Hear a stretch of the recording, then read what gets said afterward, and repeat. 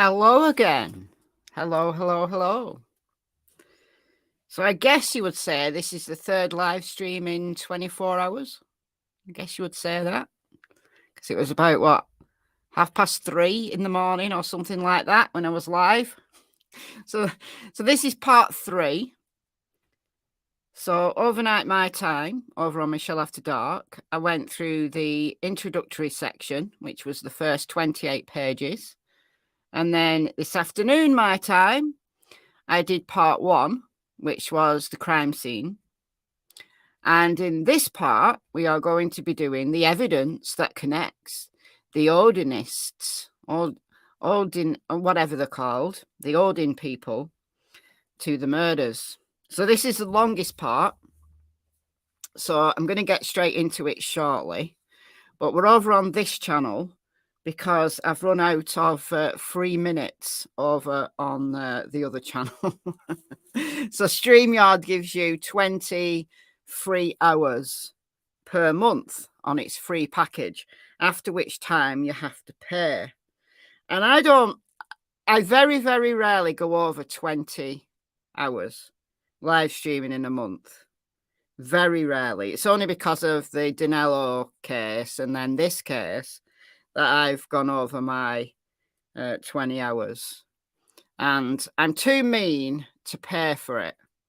So I have 2 accounts. I have one account attached to Michelle After Dark and one account attached to this one. So this one has got loads of free hours left. Therefore, I'll be over here. Norse Nutters. Yeah, they are. Norse Nutters. That's a good one. Twisted. That's a good one. Tomorrow, we'll do the final part. So parts 3, 4, and 5 are only short.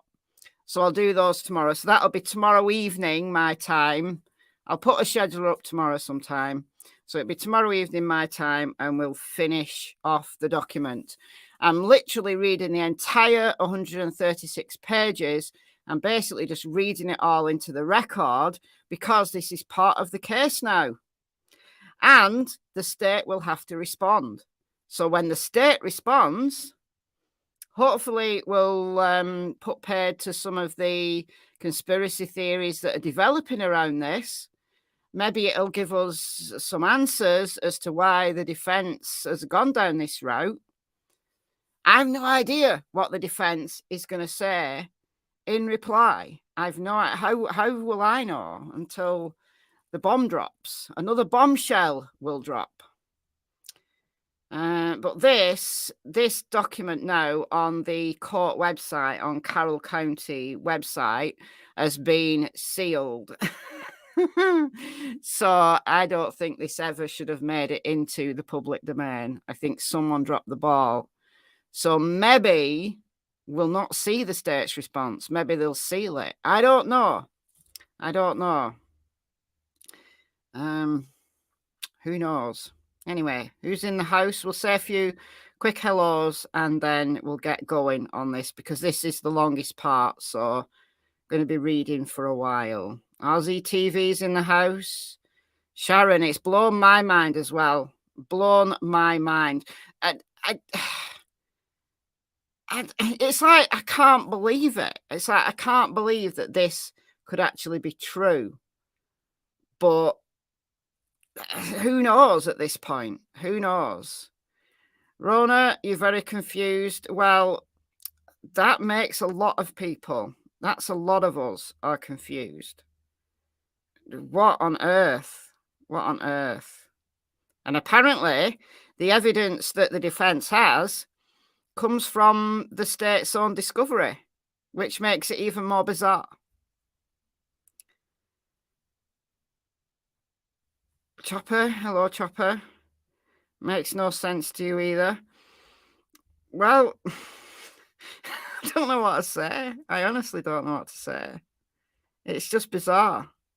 Hello, Holly. Embrace. Yes, I just said that. Yeah, it has. I don't think it was ever meant to be in the public domain, but you're right there, Chopper. What's the point in sealing it now? I guess I don't know. It's like bolting the stable door, isn't it? After the horse has bolted. You know, there's way bigger channels than I have talked about it. Court TV did a really good show on it last night, I saw. So, yeah, it's too late now. Someone dropped the ball in the Carroll County court. CW, Mel, it's all over social media. It is. It's everywhere. It's everywhere. It's all over Twitter. Yeah, it's too late to seal it now. Scouse Sally. That's right. Exactly. Someone has dropped the ball. Hello, Twisted. Who else have we got in here? Charlotte, Donna, Mandy, Burlington Park. Couldn't stay awake. I always do that. I always go to sleep listening to a live stream or some live stream or other. Quite often it's Grey Hughes because he's on very late my time. So I tend to put Grey Hughes on. And he's got a relaxing voice. So then I have to play catch up. Mason's in the house. Bob, Blambriel, here for part 2. It's actually part 3. It's actually part 3. Christine, Stephen. What else have we got? Pamela. All right, we've got a few people in. Okay, let's get going. Now, this is the part that's the densest, and it's the one that hopefully will give some answers as to what Odinism is. Now, I've explained what it is. It's a modern twist on the Old Norse religion. So the religion going back way before Christianity hit Europe, and Old Norse from the Scandinavian countries was their religion, and their Norse mythologies have come down to us through the ages, and we go to the movies to watch the latest Thor with his hammer.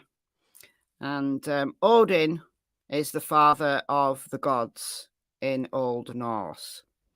So this modern twist on the Old Norse religion has now been linked to white supremacy and white nationalism.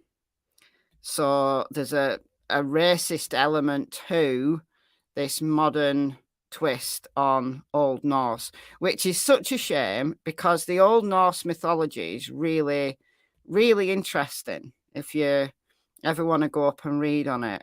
So you've got the Old Norse, and then you've got the Old Germanic religion, which is, it's kind of the same mythology. They're just the gods are the same, they're just called slightly different names.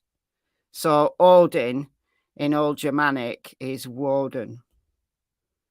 That's where we get Wednesday from. Anyway, let's go. Let's see what they've got to say about it. And I'm not going to read this absolutely word for word, but I am going to read most of it. Okay, so what is Odinism? For Rick's defense team, it has been hard to gain a grasp on exactly how to define Odinism.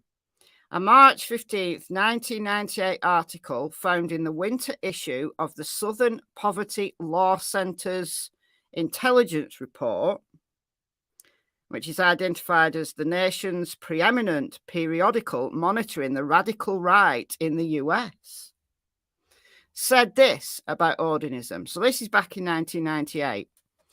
A neo-pagan religion drawing on images of fiercely proud, boar-hunting Norsemen and their white-skinned Aryan womenfolk is increasingly taking root among skinheads, neo-Nazis, and other white supremacist groups across the nation. I have to say, it's not something that's taken root in the UK. We have neo-Nazis, and we have the far right, and we had the skinheads, but I'm not seeing that we've got the Norsemen back. but maybe I've just missed it. As a true leaders have opened prison ministries in at least 5 states recently, and that many jailed followers are heavily white supremacist. A leading proselytizer, imprisoned terrorist David Lane has been writing prolifically and influencing many to adopt his racist interpretations. Bob Matthews, the late founder of the Order, of which Lane was a member, adopted a series of related beliefs. A Denver skinhead who confessed to the November murder of a man because he was black bears an Asatru tattoo. Some key Asatru leaders, I don't know what Asatru is. I don't know what that is. They've not explained.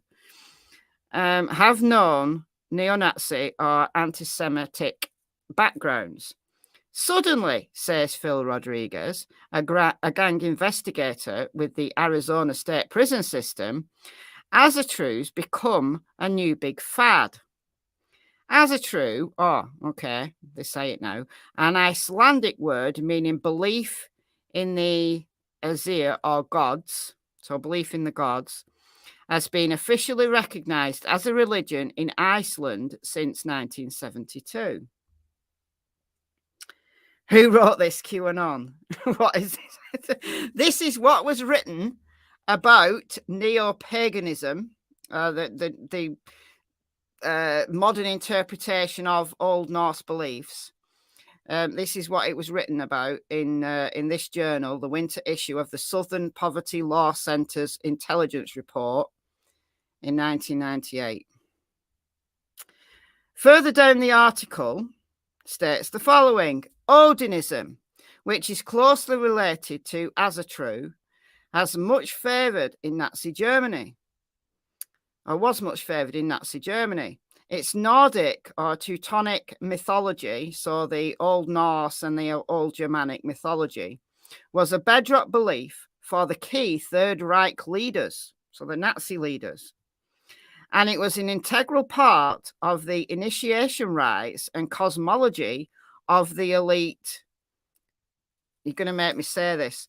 Schutzstaffel, whatever, the SS, right? The Nazi high echelons, which supervised Adolf Hitler's network of death camps. You're getting a history lesson here. A history lesson. Okay. Decades later, Odinism also influenced George Lincoln Rockwell's American Nazi Party. And there is a link there if you want to go into it in more detail. Okay. In addition to the white supremacy component that exists within Odinism, there seems to be an additional dark demonic component, at least if articles concerning Odinist human sacrifice and imagery found on the internet, coupled with imagery and language found on Brad Holder's Facebook page, are to be considered. So Brad Holder's Facebook page gets yet another mention. Okay, as an example, the defense has attached exhibits 30 to 34. So 30 and 31 were found on the internet. 32, 33, and 34 are different versions of the same image that Brad Holder posted on his Facebook page. As you can see, law enforcement wrote the words, "Painting by Brad Holder, Odin hanging from World Tree," on exhibit 34. So we've not got exhibit 34. However, what we do have is from Brad Holder's Facebook page, we have this. So this is apparently Odin hanging from a tree. That was on Brad Holder's Facebook page. So we did talk about that this afternoon as well. They're throwing everything in, Pamela. Yeah, they are. They are. It's intense. It's intense. They're not doing their defense by halves. They're really going for it. This appears to be something that law enforcement would have used in a PowerPoint presentation. Okay. Additionally, Kevin Murphy, who was a state trooper that investigated the Odinist angle, said this about Odinism. It seemed to me to border on almost a satanic type of worshipping, sacrificing. But I couldn't really wrap my brain around it. Yeah, neither can anyone. Neither can anyone. What's next, vampires or werewolves? Exhibit 30 is an image from a website on Odinism of a man hanging upside down from a tree who has been sliced in the neck with blood dripping to the ground. This man's arms are posed similarly to Abby's at the crime scene. This man's legs are also posed similarly to Abby's at the crime scene. His left leg is straight and his right leg is bent at the knee. So if we go back to this picture, you will see that one leg is straight and one leg is bent at the knee. So that's how Abby's legs were posed at the crime scene. Obviously, she wasn't hanging from a tree. She was on the ground, but her legs were kind of positioned in this kind of way. So obviously a staged scene, very much so. Okay. It's a shame we've not got all the exhibits. They haven't included all the exhibits with this document. And I'd like to have seen all the exhibits. Okay. Okay. Exhibit 31 is an image from a website on Odinism of a man wearing antlers, similar to the crude way in which sticks were formed on Abby's head. Exhibit 31 also resembles the crime scene in that the man's left leg is straight while his right leg is bent at the knee and placed under his left leg, just like Abby was found. So she was found with one leg tucked under the other. Both exhibits 30 and 31 were found on the internet by Ryan Boucher during his internet research. So Ryan Boucher is somebody who, a super sleuth, contacted the police in the early days of the case about Brad Holder's Facebook because he was concerned about it. The defense includes exhibits 32 and 33 in the event that the court might think something like, well, just because those images are available on the internet concerning Odinism has nothing to do with Brad Holder. Exhibits 32 and 33 are images that the defense located in the state's discovery. So in the state's own discovery, they found these two exhibits. Both exhibits are the same image, with exhibit 33 being a close-up version. The image itself is a painting produced by the hands of Brad Holder. As the court can see, Brad Holder painted what the defense would call a very creepy serial killer-looking image of a naked man hanging from a tree. Holder's painting is similar in appearance to exhibits 30 and 31. So this image. Brad Holder apparently painted this image. So very similar to the images on Odinism and very similar to the way that Abby's legs were placed at the scene. This is what the defense are claiming. Okay, so these were already in the state's discovery of this case. Right? They'd already got this from Brad Holder in their discovery, which I find bizarre because they've already investigated this. So in their response, the state is going to have to, surely going to have to explain why they cleared Brad Holder so quickly and why they've cleared all his Odinism mates as well. They're going to have to explain why these guys were cleared, given that Brad Holder's artwork is in their own discovery. They're going to have to clear that up. Also, in Holder's self-made painting, you can see, just like Abby, the hanging man's right leg is bent at the knee, angled towards the man's straight left leg. Again, an overly inquisitive man down in Georgia, Ryan Boucher, began piecing all this together without even having the benefit of the crime scene photographs. So we can blame Ryan Boucher for some of this rabbit hole. Yet the unified command, so that's the investigative team into the Delphi murders, yet the unified command, with the benefit of the crime scene photographs, apparently either incompetently or intentionally failed to piece together these images, which could have caused any curious investigator to continue pursuing Brad Holder as a suspect, which is exactly why the state are going to have to explain why they cleared Brad Holder. What does he have? A very strong alibi. He claims that he was at work, so is that absolutely proven? Because if he was at work and it's absolutely proven that he could not have been there when Abby and Libby were murdered, then the state have done their job. They've investigated this person in the early days and they've cleared them because they have a very strong, absolutely 100% foolproof alibi. Same with all his mates as well. Now, this Elvis guy that we talked about in part 1, Overnight My Time, the Elvis guy, he confessed to his sister that he was there. He didn't confess that he did the murders, but he was there when the girls were murdered, which is very strange because his mate apparently gave him an alibi, but the alibi just wasn't true. So there is an issue with that. Flipper, did Richard confess?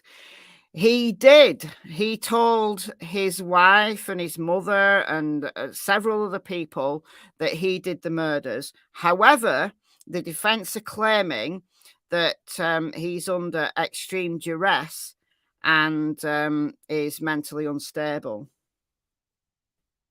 So, yes, but they've got an answer for that. Okay, Ryan Boucher's curiosity led him to continue his research into runes and Odinism. Boucher's research led to an article that is a primer for Odinist sacrifice. The defense has attached this article by Daniel Bray entitled Sacrifice and Sacrificial Ideology in Old Norse Religion. In the Old Norse religion, they sacrificed animals. Human sacrifice was part of some pagan religious kind of rituals and beliefs. But in terms of Old Norse specifically, I don't think they were especially hot on human sacrifice. However, animal sacrifice was a big thing. Thank you, Ashley, for the $20. Thank you so much. Addicted to Michelle After Dark. Thank you, thank you. And the way that these poor animals were sacrificed was by slitting their throats. Usually. Okay, Unified Command claims that Odinism was ruled out early because of the findings of a Purdue professor. However, Unified Command now claims that it can't remember the name of the Purdue professor, which is insane. It's insane. So they got, in the early days, they thought that the murder scene looked staged and it looked ritualistic. So they got this professor who's an expert on these things in for their opinion. And this professor said, no, this doesn't look like a Norse thing. This doesn't look like Odinism to me. But then the investigators can't remember who this professor was. So the defense can't go and interview this person because nobody knows who it was, which is insane. Do they not keep notes of the interviews that they do with people? That just seems like an excuse to me. Early in the investigation, one of the investigators viewing the crime scene thought that it might be the work of Odinists practicing Odinism.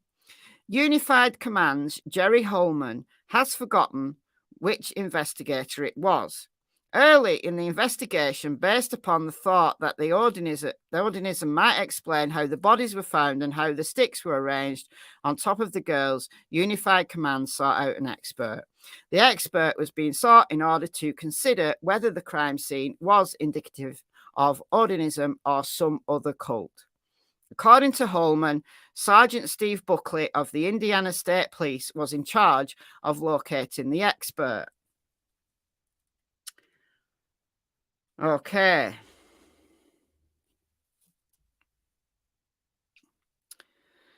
All right. So the expert that Steve Buckley found was from Purdue. Sergeant Buckley was from Purdue. According to Holman, Holman, doesn't know the Purdue professor's background, but he studies that Norwegian Nordic culture that Odinism is.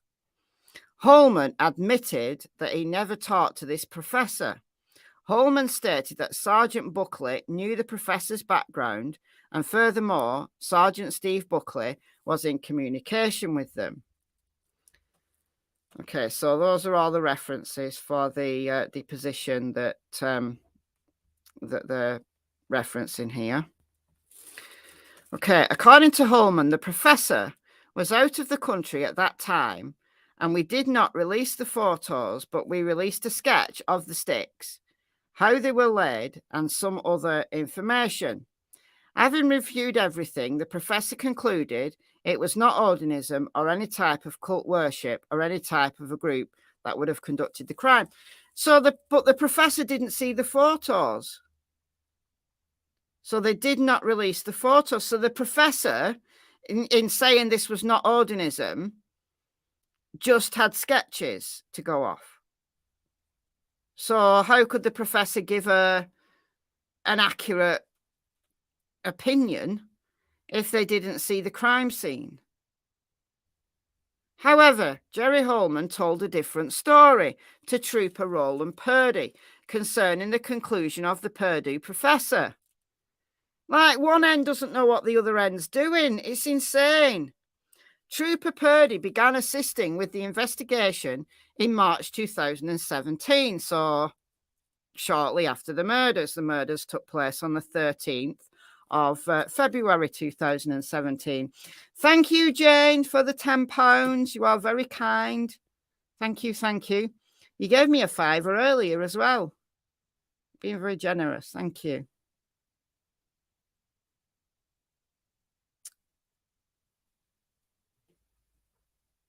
When were they staged at the body site? They had to be staged that same day. I think they had to be staged the same day because there were search parties out looking for them. Like, the families called the police about 5:30 in the PM. And before that, they were out searching. So,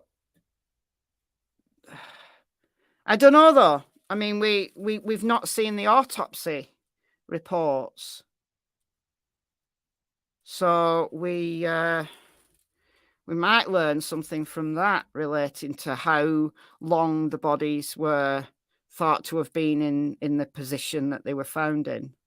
They'd know roughly how long, if they'd just been placed there, or if they'd been placed in one position, in one location, and then moved. They could give a rough estimate, given that the bodies were newly deceased.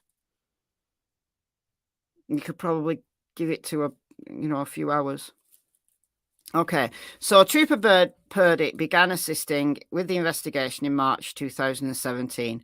However, the first time that Purdy ever even heard of the word Odin or Odinite was at least May or June of 2017. So Purdy obviously took a while to catch up. It's also important to note that the first time that Trooper Purdy heard the word Odin or Odinite wasn't even through the Unified Command or any other law enforcement officer, but rather through Becky Patty, who is Libby German's grandmother. Becky, while talking to Trooper Purdy, informed Purdy that Abby had dated Holder's son, Logan, and that Logan's dad was an Odinist named Brad Holder. So the family, Libby's family, Abby's family, no, Libby's family, dear me, Libby's family were aware of the Odinist potential aspect, right? So Libby's grandma knew that Abby had dated Logan, who was Brad Holder's son, and Brad Holder was an Odinist. This information interested Purdy, who then talked to Holman, and Holman told Purdy that they'd already run the stick formations, so the stick formations found on the bodies, and Odin angle through a Purdue professor. But as we've already just established, the Purdue professor didn't see the crime scene photos, or this person only saw sketches, which to me isn't the same as actually seeing a scene. Holman told Purdy that the results from the Purdue professor were kind of inconclusive. Purdy also believes he was provided a copy of what Purdue University had provided them. Upon reviewing that Purdue report, according to Purdy, the Odinite angle was not dead.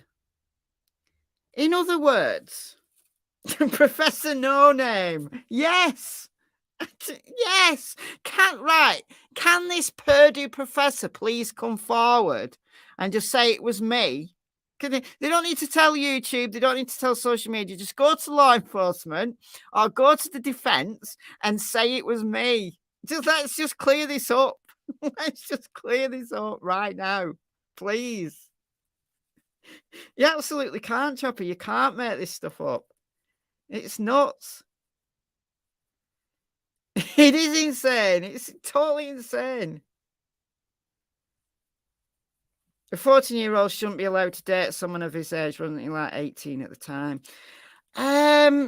Some people have said he was 18. I'm not sure. It could have been 16. I know he was older than her. And Abby was actually only 13. I don't think, yeah. I mean, if it was a 13-year-old and an 18-year-old, I'd be very concerned about that. Personally, as a parent, I'd have been very concerned about that. Okay, so in other words, Holman did not tell Purdy, and the report did not claim that the Purdue professor conclusions were that it was not Odinism or any type of cult worshipping or any type of a group that would have conducted the crime. Holman had told one story to Purdy and yet another story under oath in a deposition as to what the Purdue professor's conclusions were concerning Odism in involvement in the murders. The difference between concluding that Odinists and cults did not commit the murders versus that the evidence is inconclusive as whether Odinists were involved in the murders is significant. In the first instance, such a conclusion could theoretically explain why law enforcement stopped pursuing the Odinite angle. In the second instance, law enforcement would presumably continue to pursue the Odinite cult angle based on the stick formations, girls' bodies positioning, and the F painted in Libby's blood on the tree, as well as other strong evidence supporting an orchestrated abduction and ritualistic murdering of the girls. As stated earlier, both Leesenby and Liggett privately believe more than one person were involved based upon how much work was needed to leave the crime scene the way it was found. However, if the Purdue report concluded that a band of Odinites / cultists were not involved, then arguably it could be the work of one man. It's very telling that Trooper Purdue had been working as an investigator on the case for at least 2 months before ever hearing the word Odin or Odinite. The fact is evidence that the Odinite angle was abandoned before Purdue became involved in the investigation in March 2017. This point can't be emphasized enough.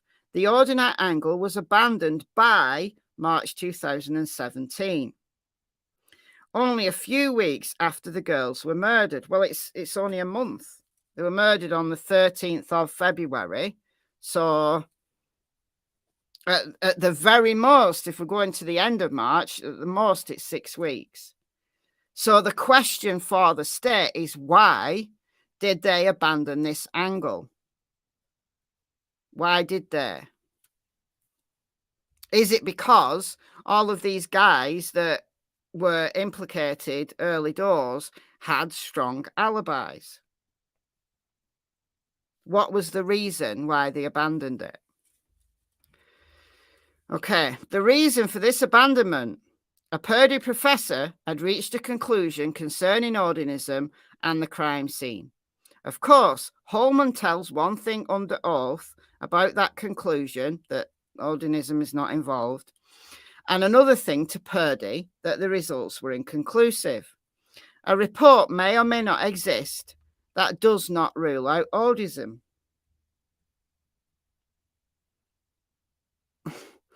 The best thing to do to figure out which version of Ullman's story to believe, if either, is to go straight to the source, the Purdue professor, and or to read the report that the Purdue professor prepared. The problem is that of the filing of this document, the defense has been told that Unified Command cannot identify the professor and therefore cannot locate the professor, and in the end may not even be able to identify, may not ever be able to identify this mystery professor. Additionally, the prosecution has not provided the defense with the Purdue report. If they can't remember the name of the professor, surely they have the report. Surely that is part of the discovery. I mean, and the report surely would have the professor's name on it. So where's the report? Where's this report gone? And if one report's been lost, what else has been lost? So stupid. Oh, wow. Presumably, if the state of Indiana had such a report in its possession, then the identity of the mystery professor would be revealed. The only conclusion is that the Purdue report is missing, just as the author of the report is also missing. It is unknown if Detective Holman is currently searching for the mystery professor. If so, he will probably never be found because of the incompetence surrounding this investigation and the complete inability to conduct a comprehensive review of all facts and circumstances pointing to the involvement of multiple actors in this crime.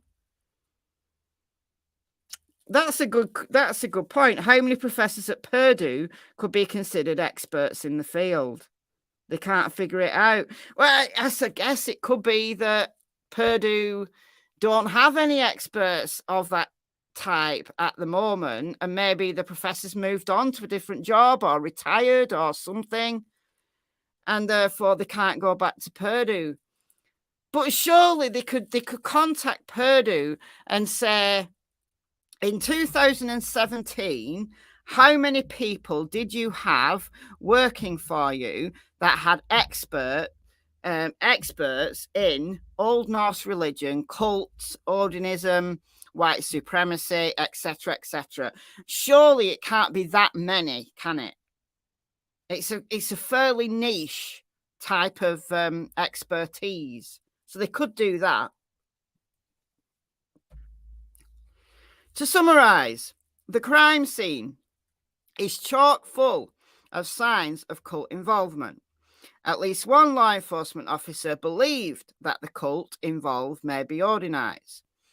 Therefore, very early on in the investigation, Unified Command claims to have found an expert from Purdue. This expert from Purdue, according to sworn testimony of Jerry Holman, dismisses Odinism and cultism. Okay, so they moved on, but we're now not clear whether they moved on because the professor said no chance that this is Odinism, or whether they just botched it. Basically, in a nutshell, that's what happened. It would be utterly laughable if the consequences of this dereliction of duty didn't involve life and death. The life of Richard Allen and the deaths of Abigail Williams and Liberty German. Absolutely. Absolutely. It would be laughable if this wasn't a completely tragic situation for everybody concerned. All the families, including Richard Allen's family, including Richard Allen's family in this, it's just tragic. Those are the facts that greatly undermine the credibility of the entire investigation and are an embarrassment to the greater law enforcement community. As stated previously, when determining whether a Franks hearing should be granted, the court will be determining whether the actions of Tony Liggett, and as alleged by the defense, were intentional or reckless. Surely a missing Purdue professor and a missing report would qualify as either intentional or extremely reckless conduct. Luckily for Richard Allen, Detective Murphy was thorough and organised enough to document in great detail his findings on the Odin angle of the investigation. Enter the Odin report. It seems only prudent that the court would review this report in its entirety before reading the remainder of this memorandum. So this is the 12-page Odin report. This is the Odin report. Okay. So this was written by, who was this written by? Murphy, Detective Murphy. So thorough and organised enough to document in great detail his findings on the Odin angle. Enter the Odin report. As part of discovery, the defence received a 12-page Word document that provided a summary of Trooper Kevin Murphy's investigation of the Odinite angle. Over time, for reference purposes, the defence has come to call this document the Odin report. Therefore, to more clearly reference this document through the rest of the memo, the defence will use the moniker Odin report when discussing this report. The Odin report was created by Indiana State Trooper Kevin Murphy, who was independently curious. The Unified Command, through Liggett and Hammond, had concluded by March 2017 that Brad Holder should be cleared as a suspect, as will be detailed later. Okay.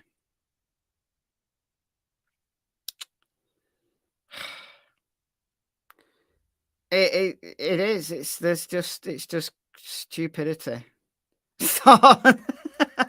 Mel, watch out, State of Indiana. Thor is going to throw his hammer at your heads. Yeah, totally. Further, Unified Command has claimed that it has concluded very early on, probably March 17, that Odinites were not involved, as discussed earlier, despite Liggett and Holman clearing Holder as a suspect in March 2017, and despite a mystery Purdue professor dismissing all links. Murphy pressed on. Murphy began investigating a man named Elvis Fields down in Rushville, Indiana, 126 miles away.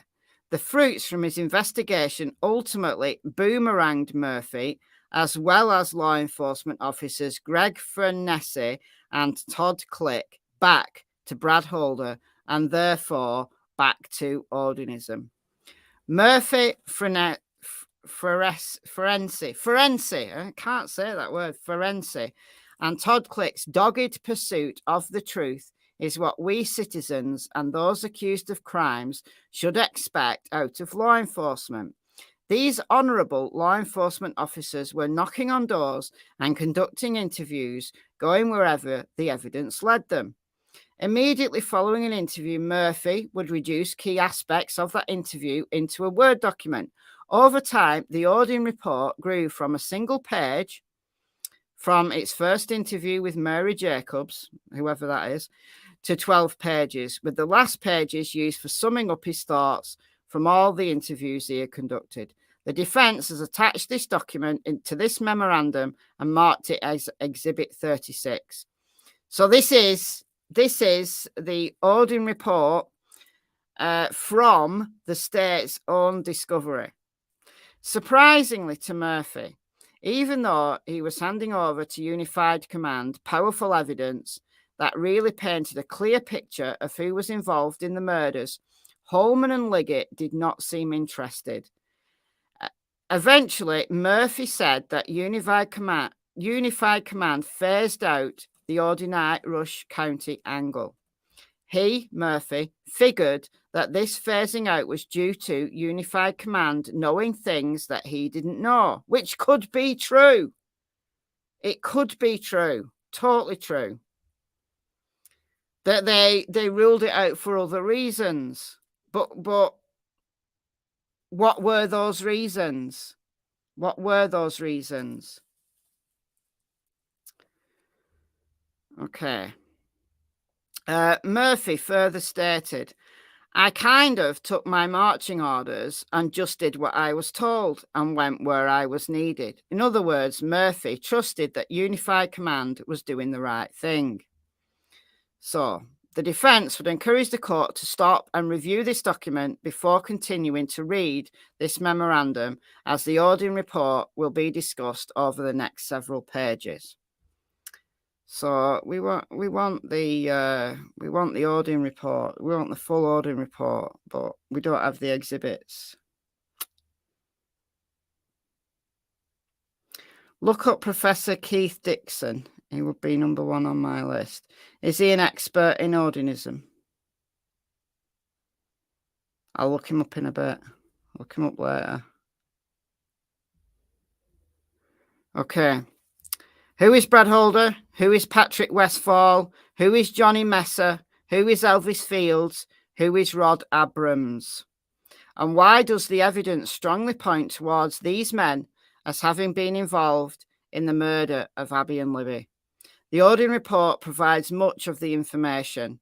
However, the report is not the only source of evidence provided by the state of Indiana that links these men to the murders. So the state of Indiana's own research, their own discovery, links these men to the murders, according to Richard Allen's defense.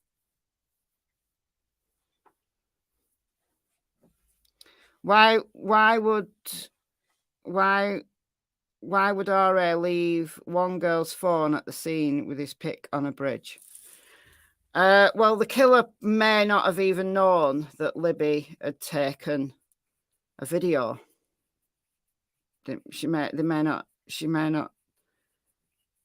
done it, without the killer noticing. Okay. The investigative fingerprints of Todd Click and the late Greg Forense are prominently peppered throughout the Odin report. Click also prepared a roughly 85-page report and delivered it to Unified Command. 85-page report.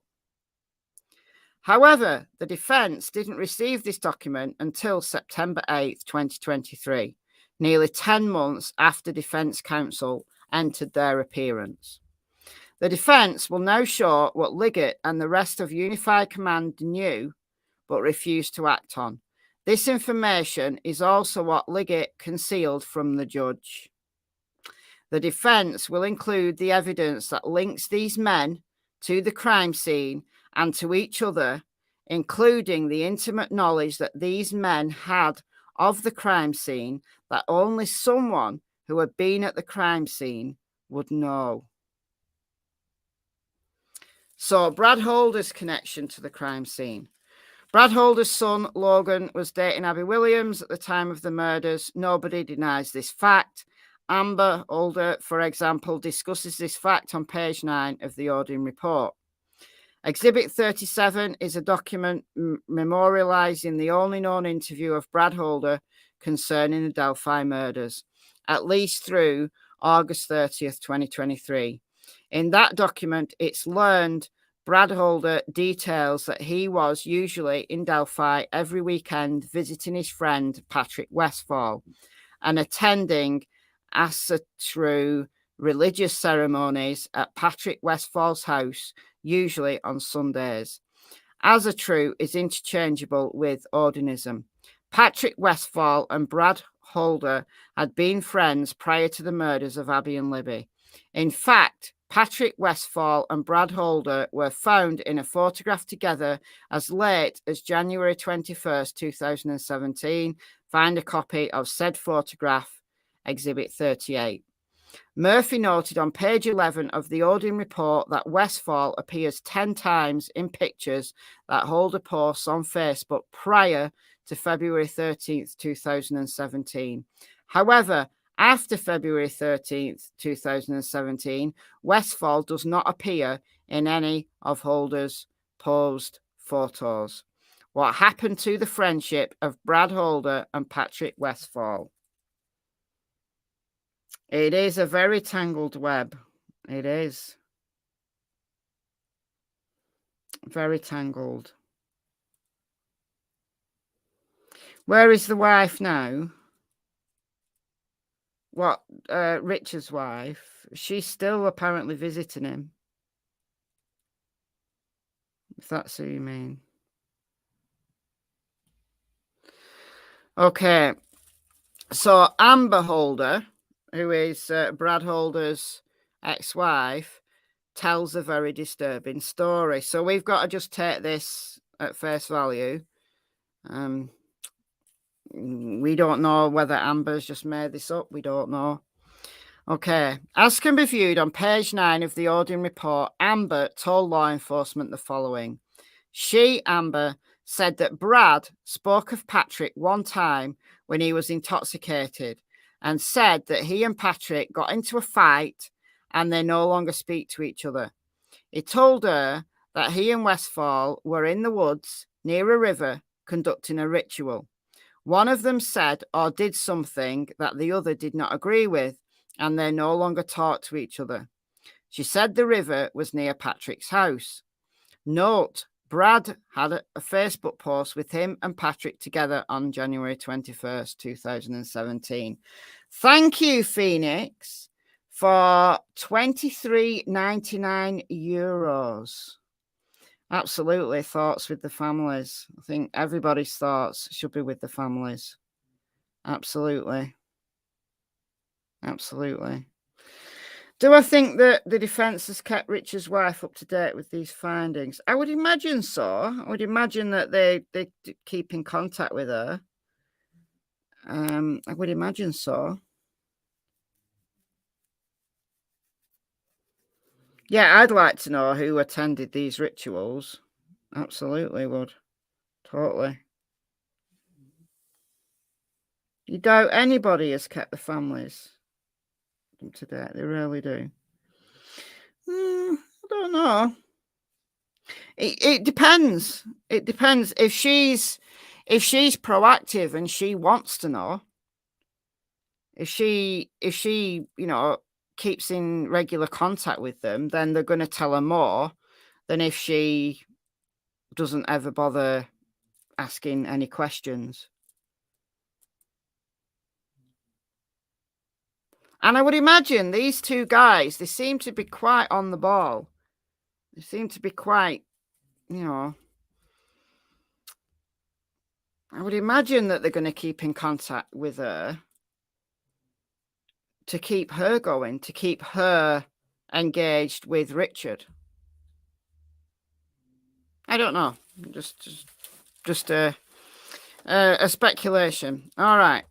Patrick Westphal was living in Delphi at redacted at the time of the murders. Okay, marked as Exhibit 39, filed as confidential. This document is the narrative report of what is believed to be the only interview police conducted with Patrick Westphal. So Patrick Westphal described to law enforcement that Asatru is a warrior-type religion with many gods, including Odin and Thor. So that's Exhibit 39. Just like Holder's videotaped interview, as of the date of the filing, the prosecutor still has not turned over Westfall's videotaped interview. The defense only has the narrative that allegedly memorializes Westfall's interview. The defense has requested both Holder's and Westfall's interviews. So, the address where Westphal was living was 3.1 miles, or roughly a 7-minute drive, to the cemetery, which is the closest entry point to where the girls were murdered. So very close to the area where they were murdered. As we know from Exhibit 37, Brad Holder admitted that he spent every weekend hanging out at his friend Patrick Westphal in Delphi and participated in Asatru religious ceremonies on Sundays with Patrick. The girls were abducted on Monday, February 13th.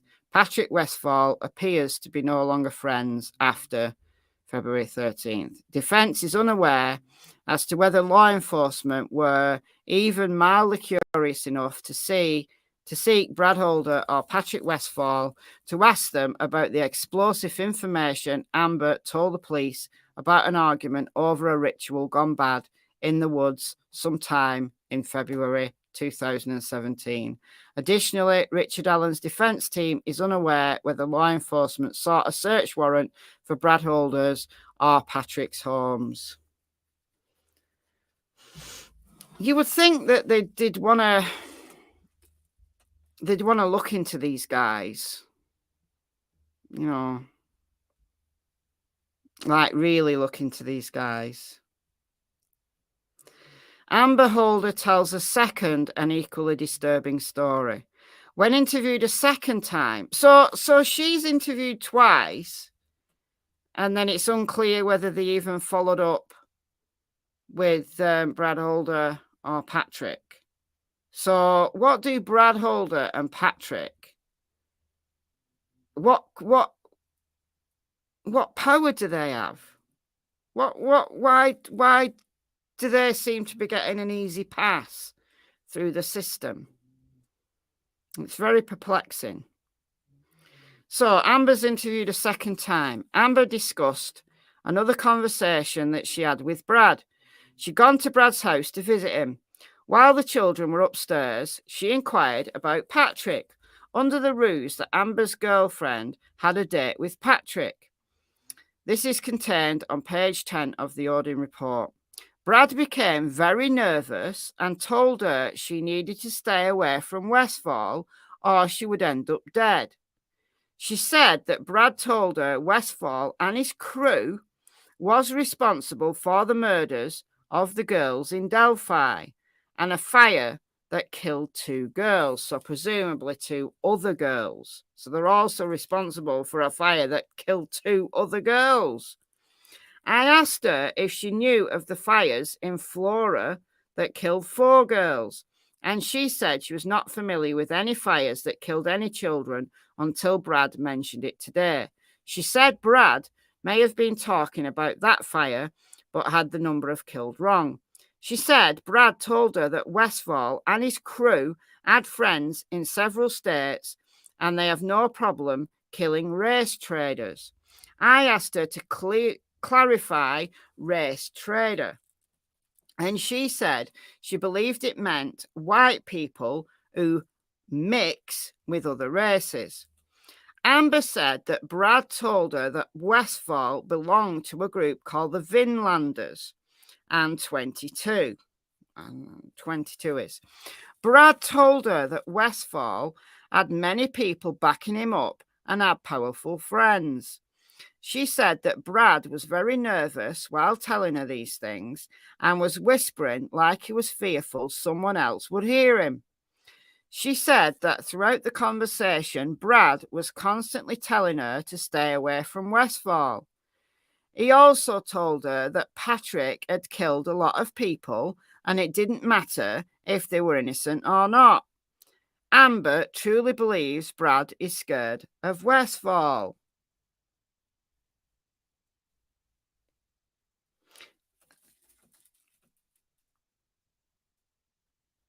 The Flora girls are black. Was Richard Allen involved in Odinism? No, not to the defence's knowledge.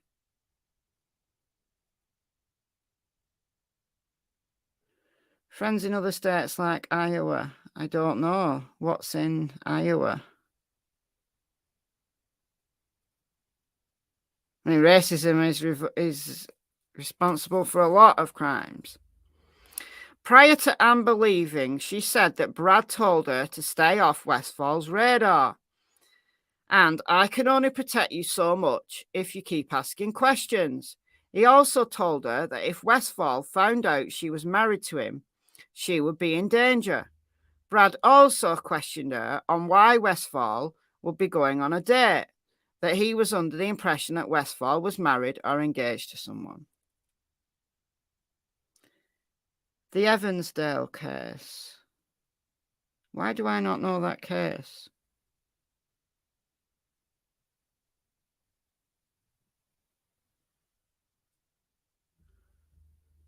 Huh.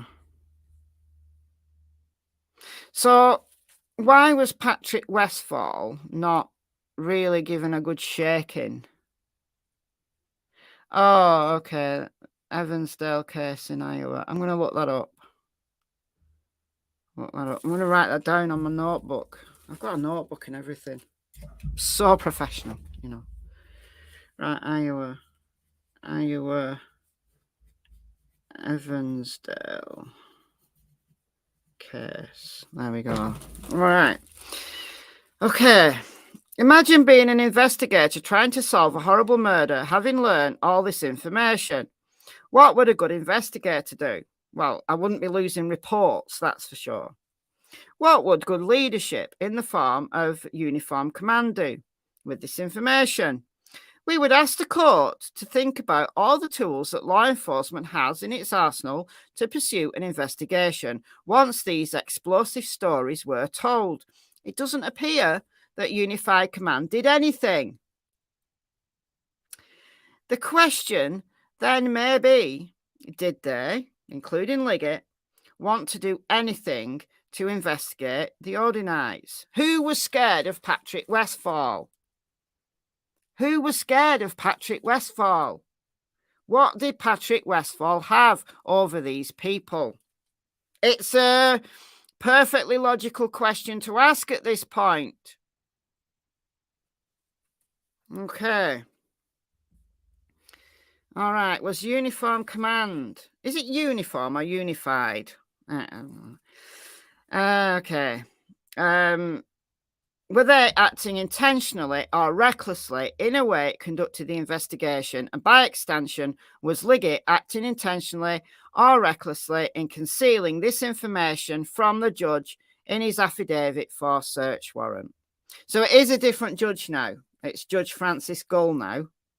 Didn't Dino, whatever his name is, didn't he recuse himself? I seem to remember. I think so. I've got Francis Gull now. What else linked Holder to the crime? So Holder, if it right, imagine all of this is true. Brad Holder is not the main man, is he? Holder is just a bit player.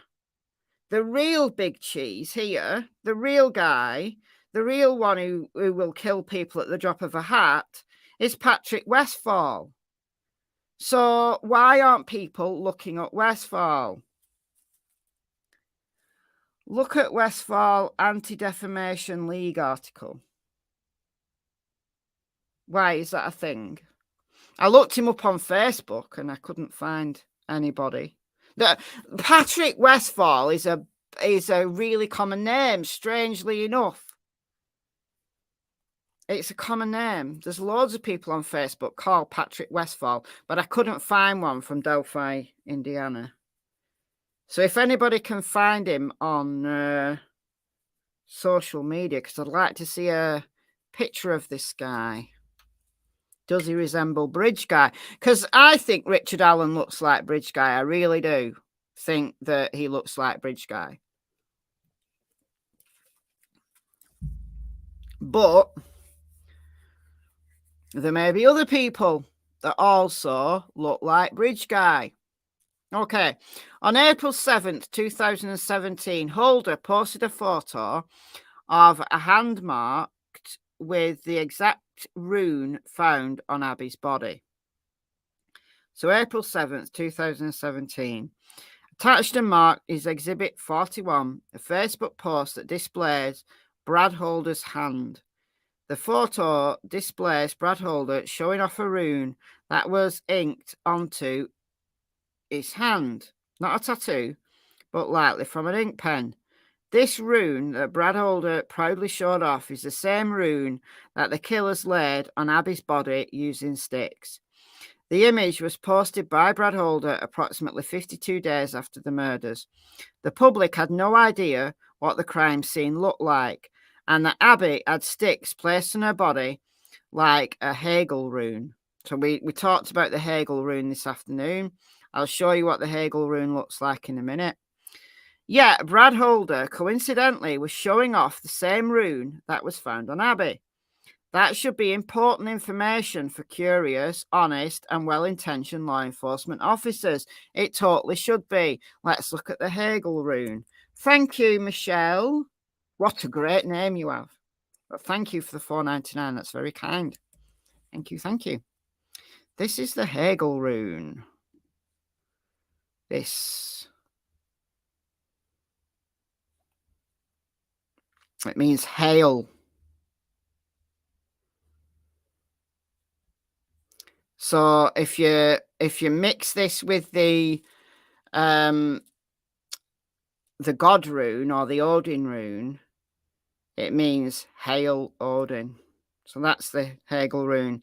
So Abby had got cross sticks across her body. So her body would be the vertical stick, and then the two cross sticks would be the would make the rune, and it means hail.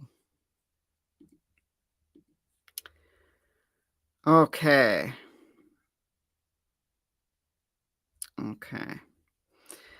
Honest Trooper Murphy admitted that the image of the rune drawn on Holder's hand was similar in appearance to the rune found on Abby's body.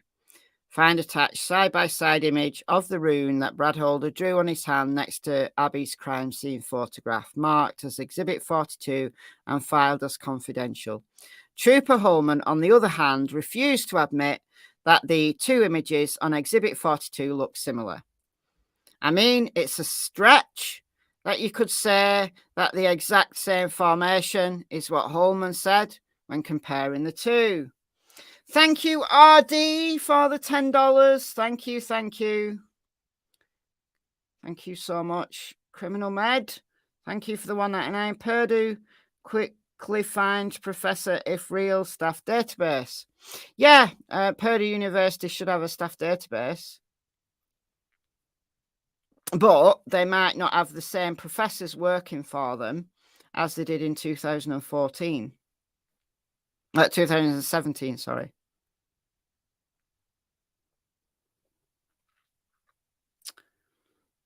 You know, professors. Some professors stay in the same job for years and years and years and get very comfortable. Others are ambitious and they move on. Or they get headhunted if they're really good.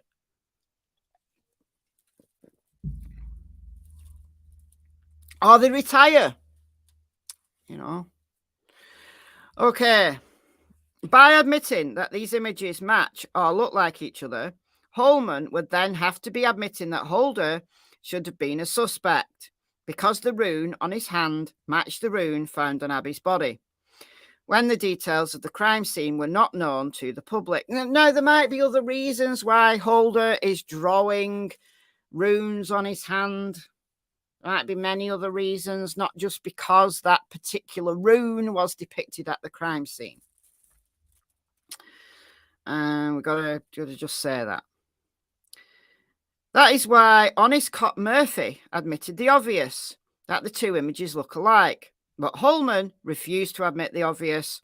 Holman had hitched his wagon to Richard Allen's guilt and can't consider any other candidate, and certainly cannot concede that Unified Command's investigation has been a shameful embarrassment.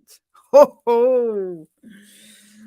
Oh, I do like these guys snark. I like it when they get snarky. It is embarrassing, though, like to not remember the name of an expert that you ask an opinion of and who gives you a report. You can't even find the report. Should be part of the discovery. You can't go look. Like I said before, if they've lost one report, what else have they lost? What else have they lost? If I was one of the family, I would be furious. I'd be absolutely furious at all of this. Therefore, Holman has to consider the charade of proclaiming that the two images contained in Exhibit 42 don't look similar, whether he actually believes it or not. However, while Holman cannot admit that the two images on Exhibit 42 look like one another, he is the same person who claims that only minor differences exist between Sketch 1 and Sketch 2. As you will learn later, Sarah Carbo claims to have observed a man walking down the road with mud on his clothing around 3:57 p.m. on the day of the murders. So we talked about that this afternoon. I got the PCA up this afternoon, and the names of the witnesses are redacted in the PCA. But the defense are giving them their names. So the person that saw the muddy man at 3:57 was called Sarah. Okay, the man she observed turned into Sketch 1. According to Holman, Sketch 1 is the killer, Richard Allen. You will also learn later that Betsy Blair observed a man on the High Bridge around 2 p.m. So again, we went through that this afternoon. Again, Betsy's name's redacted, but there is a woman that claims seeing someone around 2 p.m. on the bridge. Okay, the man she observed turned into Sketch 2. According to Holman, this man is also the killer, Richard Allen. Later, you will learn that for Liggett and Holman's timeline to work, Sketch 1 and Sketch 2 need to represent the same exact person, Richard Allen. Sketch 1 is attached as Exhibit 105 and Sketch 2 as Exhibit 103. We would ask you, Judge, to take those exhibits out and please look at them. I want the exhibits. I need to know what we're looking at here. I need to know what we're looking at.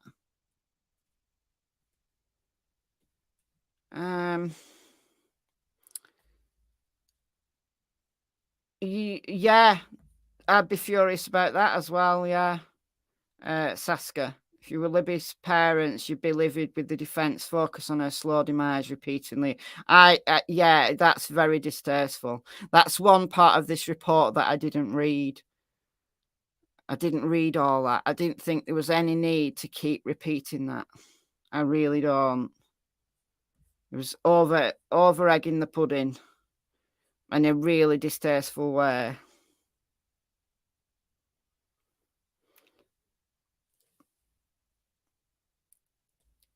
So if Richard Allen is involved with this cult, his wife should be able to back him up. Well, the defense is saying that Richard Allen has no links at all with this cult. But I mean, they would say that, wouldn't they? because you know, they want to distance him. They're saying he's innocent. So even if he does have involvement with this cult, they're gonna not publicize that, are they?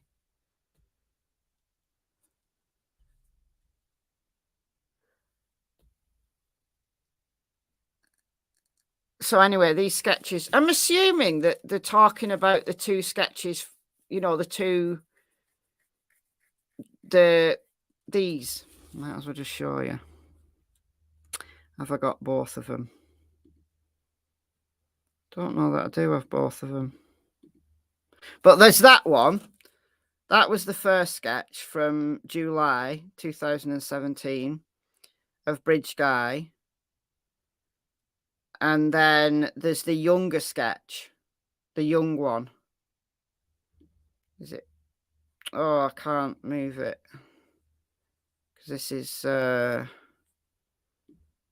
You know the one I'm talking about, though, don't you? Hold on, let me... Delphi.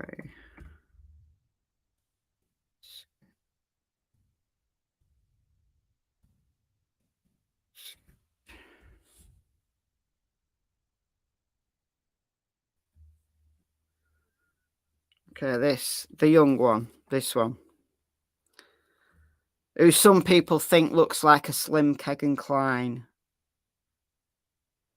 Who's that in orange? That is Richard Allen. Oh, hold on.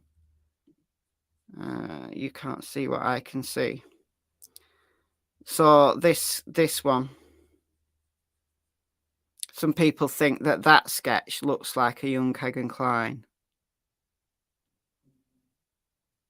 So sketch 1, sketch 2, because that was the first one, and then they came out with that one. And then Bridge Guy, for those who don't know, is this guy. That's Bridge Guy. I think he looks... I mean, that's a bad... Will that let me click on it? Or not? What is that? Police release sketch of man accused of murdering Delphi teens.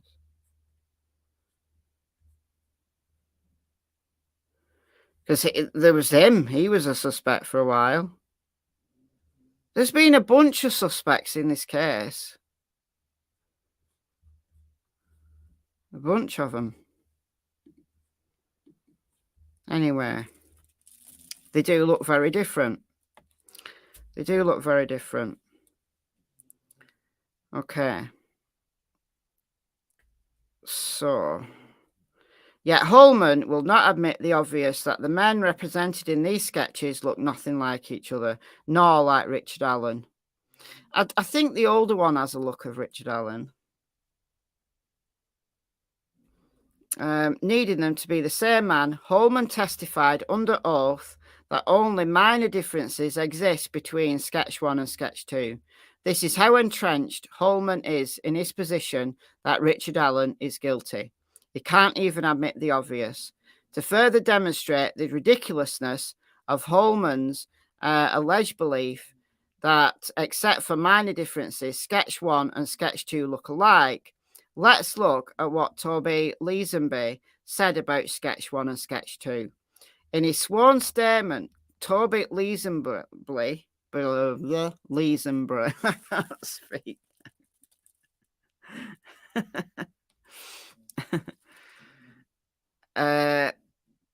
Said that they are in fact two different men. While Richard Allen sits in prison waiting for full disclosure of all evidence in the state's possession, the current sheriff and former sheriff can't even keep their story straight as to how many men are involved and whether sketch 1 and sketch 2 represent the same man, Richard Allen, as Holman claims, or two different men, Richard Allen and someone else, as Leesenby claims. But these two sketches, sketch 1 and sketch 2, they're both meant to be of Bridge Guy. So how can two sketches of Bridge Guy, the same guy, how can they be so different? I mean, how can they be so different? I mean, this one, could be that one's son, or that one could be that one in 20 years. But he looks a good 20 years younger, that one. And how can anybody think that that man there is a young man? How can there be? These are two artists' impressions of Bridge Guy. How can they be that guy? How can they be both that guy? Or at least two men seen on the bridge. It could be that two witnesses saw a man on the bridge and it's been assumed that it's the same man, and it could be two different men. Because eyewitnesses aren't often reliable. No, they're not, but you can get a rough estimate of age. I mean, this guy here, he looks like he's in his 20s. Whereas this guy, I would say 40s to 50s.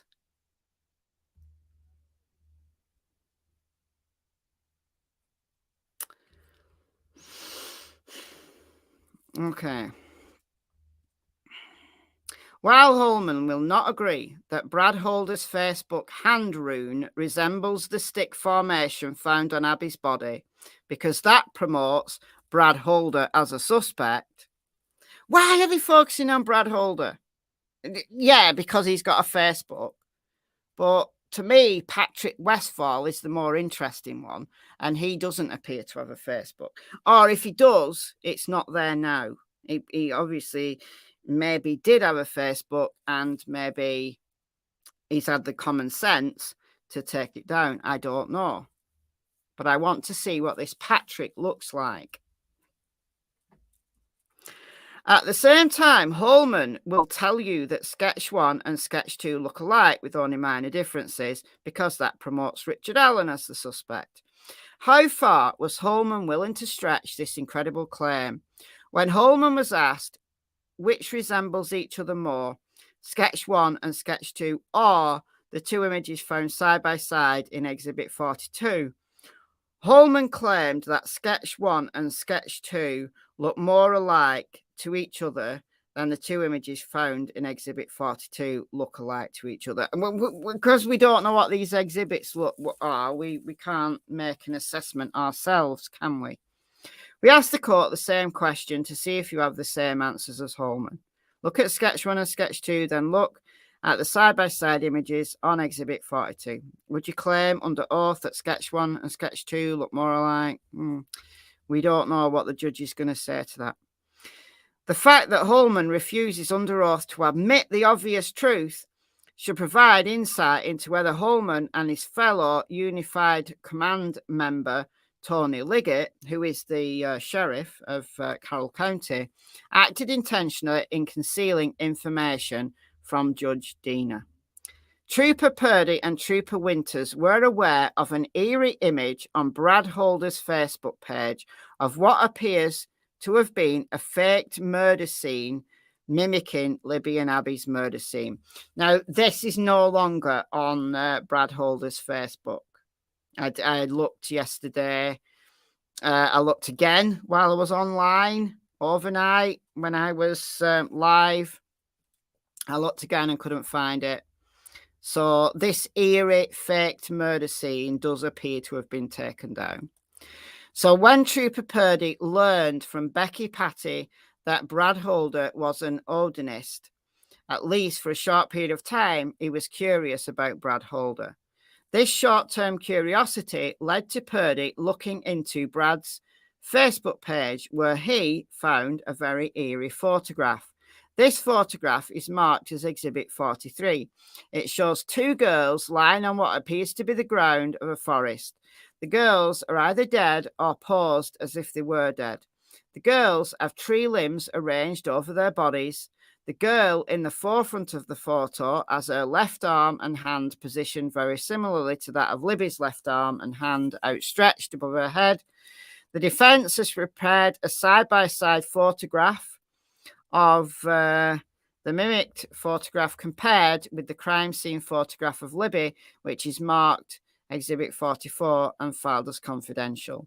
Although both girls are dressed and the limbs on the girls are not arranged exactly like the limbs and sticks on Abby and Libby, the similarity of that photo found on Brad Holder's Facebook page is pronounced. Purdy did not think much of this photograph in terms of it implicating Brad Holder, at least that is now what he's claiming in 2023. It is rags to riches. It's insanity.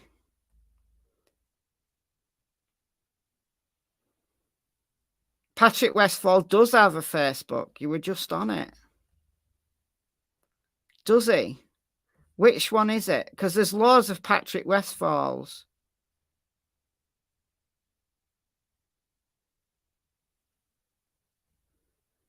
Embrace, earlier today you opened up that Holder's Facebook. On one photo there was Westfall sitting in a fire pit with Holder. It said brothers. Did it? Have I got it on here?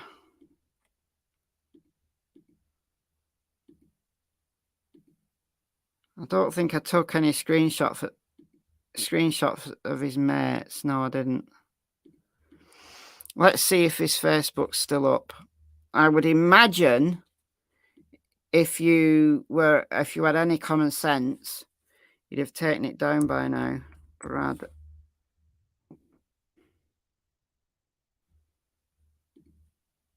Oh, he's not. He's still got it up. He's still got it up. What a weirdo. All right, photos. It says brothers, does it? Sitting on a fire pit. Right, let's have a look. Sitting on a fire pit. How far down do I need to go?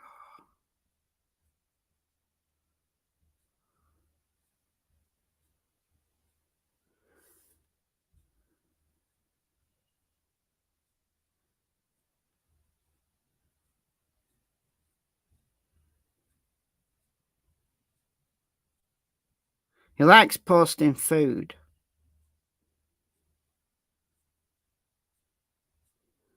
I suppose it must be quite far down because they fell out.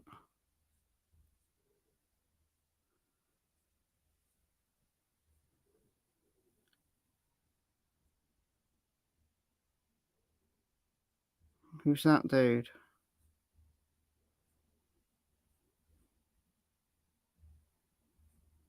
How close am I? 2017, all right, so we're close.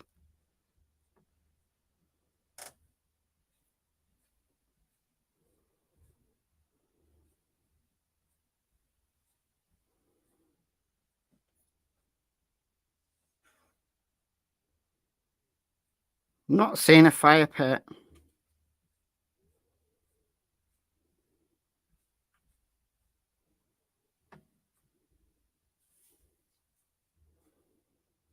We've got plenty of runes. Who's this dude who's injured? Ed? Someone called Ed? Who's this dude? Firm 22 damn straight. What's 22? Oh, fire pit. Oh, yes. There he is. That's Patrick. Well spotted, whoever that was. Hail Thor. Hail the Brotherhood. Hail Patrick Westfall. Ah. He's a little bit in love. It's a little bit of promo. Oh, you can't see me. Oh, you can't see it. Oh, there we go. I got him. Look, there he is. We got him. That's Patrick. So it says, Hail Thor, hail the Brotherhood, Hail Patrick Westfall. You can't see it still. There, it's there. Right there. It's there now.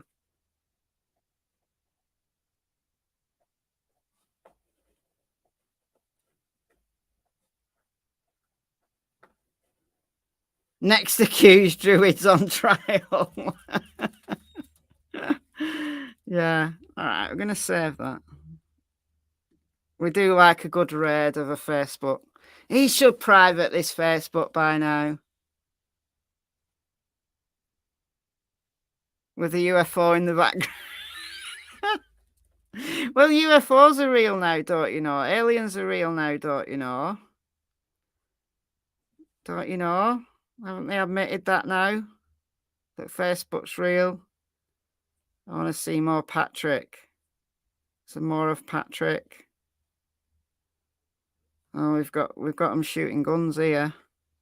Don't think none of them are Patrick, are they?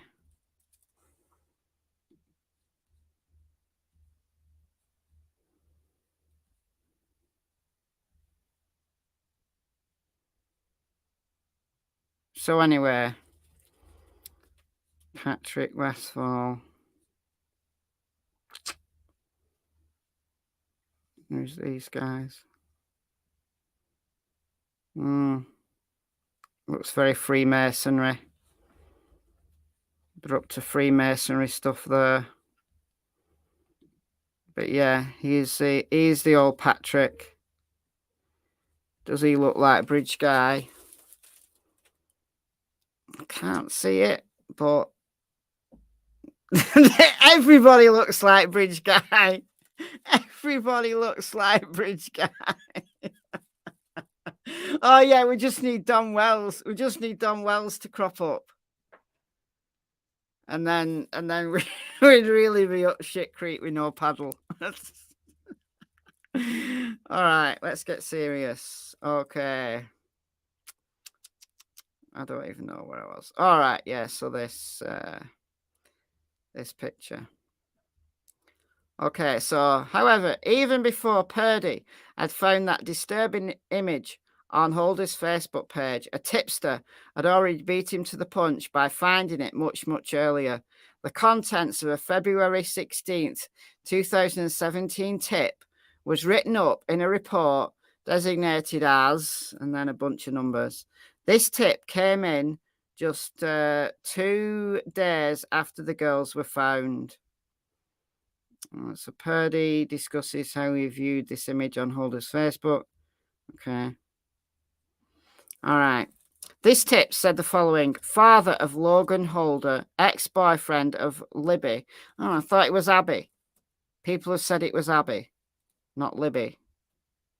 Anyway, social media shows him a member of Vinlanders, posts of half-dead women and fascination with Gothic figures and symbols out of tree branches. This report shows that Liggett actually approved further investigation of Brad Holder based upon that tip.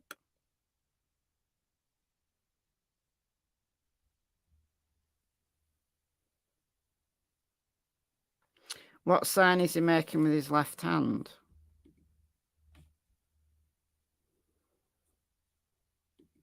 What, that? I don't know. I don't know what sign that is. Maybe he's not got a finger there. Maybe it's not a sign. Maybe it's not. I don't know. I don't know what sign that is. Does anybody know about hand signs? Probably some kind of, I don't know, devil worship, or it's a crude sign, is it?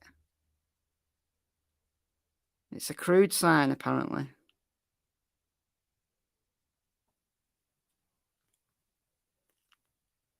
Yeah, the document has been taken down. It's been sealed. But too late. Everybody's got it. Court TV have got it. Everybody's got it. They sealed it too late for them. Okay. This very same disturbing image came to the attention of law enforcement a third time by way of a gentleman named Ryan Boucher. So we've heard from Ryan Boucher earlier. Tip was received by Trooper Joseph Winters, April 12th, converted into a report. An unredacted copy of this report is attached and marked Exhibit 46, confidential. The defense will hereinafter refer to this report as the Winters Report. Ryan Boucher has also signed an affidavit detailing his failed attempt to gain the interest of Carroll County law enforcement concerning the information that Boucher discovered on Holder's social media accounts. That affidavit is attached and marked as Exhibit 47. Boucher's affidavit also details other aspects of the case discussed in this memorandum. As the affidavit details, Boucher talked directly to then Sheriff Toby Leesenby about his findings. This conversation would have occurred sometime before April 12th and his conversation with Trooper Winters. Leesenby told Boucher that Holder was not a suspect and quickly dispensed of the phone call as detailed in Boucher's affidavit. So what is it that cleared Holder? What cleared Holder? What cleared Westfall? What cleared these guys? What is it? I need to know why law enforcement cleared them. What really strong alibis did they have? What was so strong that they were cleared so quickly? Despite Leesenby's comments, essentially telling Boucher that Holder has been eliminated as a suspect, Boucher was undeterred. Boucher felt something was off and called the state police. Okay, as detailed in the Winters report, once Boucher provided his ID, Boucher then provided Winters pictures from Holder's media account depicting tree limbs on the ground, displaying runes consistent with the Odin belief system. Then Winters wrote in the report that the provided media pictures show unknown young girls believed to be deceased with sticks placed over their bodies. The sticks across the females on Holder's media were believed to be symbols or runes. So, similar to what was displayed at the crime scene. This should be noted that law enforcement has to this day still failed to turn over this mimicked murder photograph found on Holder's Facebook. Fortunately, defense counsel was able to find Winters' report in the sea of evidence and upon reading it understood the potential importance of this photograph may have in terms of Holder's culpability in these murders. The only problem is that law enforcement has failed to produce it for the defense. Fortunately, due diligence, the defense team located Boucher, drove to Georgia and met with Boucher, who then was willing to provide the images to Richard's defense team and did, in fact, turn those images over to his defense team. He didn't need to say that twice. Even as recently as his August 23rd, 2023 deposition, Winters stated that he was still unable to locate the images referenced in the report.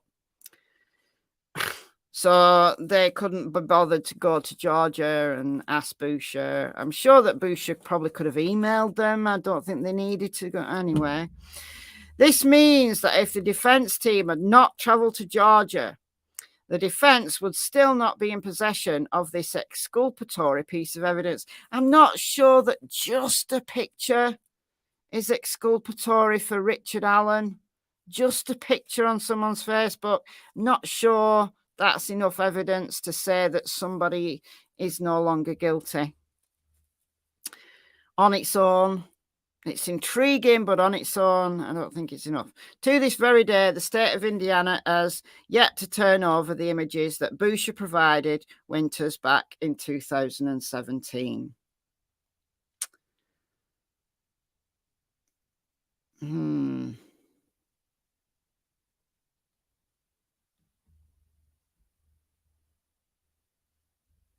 How Alan looks now is rather Odin-esque. Yeah. Following this interaction with Boucher, it can be read in Winter's report, it was apparent that Trooper Winter's interest was piqued. The details surrounding the February 14th, 2017 crime scene was a well-guarded secret hidden from the public. Yet somehow Brad Holder, an Odinite whose son dated Abby Williams, had an image on his Facebook page that closely resembled the crime scene, which is intriguing. It's intriguing. It's not enough in its own right, but it is very intriguing. And 2, appears to have used an ink pen to draw a rune on his hand that mimicked the very rune that was found on Abby. Both images are described in Winter's report. So, what did Winters do once he realised that it appears that Abby's boyfriend's dad, Brad, appeared to know intimate details about a crime scene kept confidential from the public?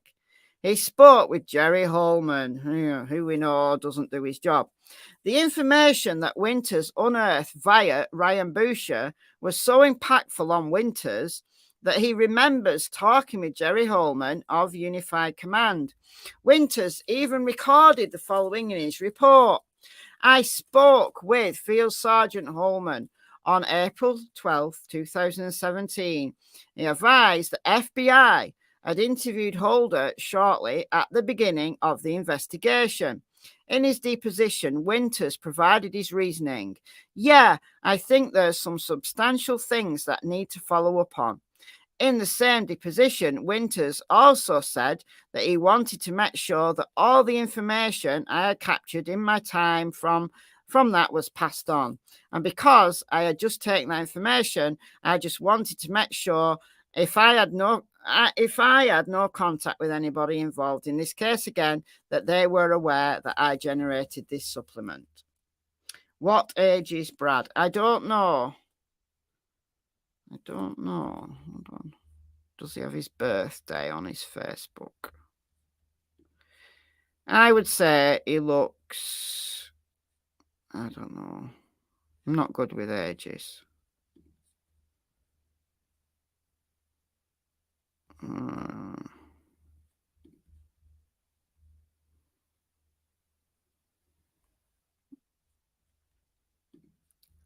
No, he's not got his birthday on his Facebook. But he's a 17-year Army vet, National Guard, served a tour in Bosnia and a tour in Afghanistan.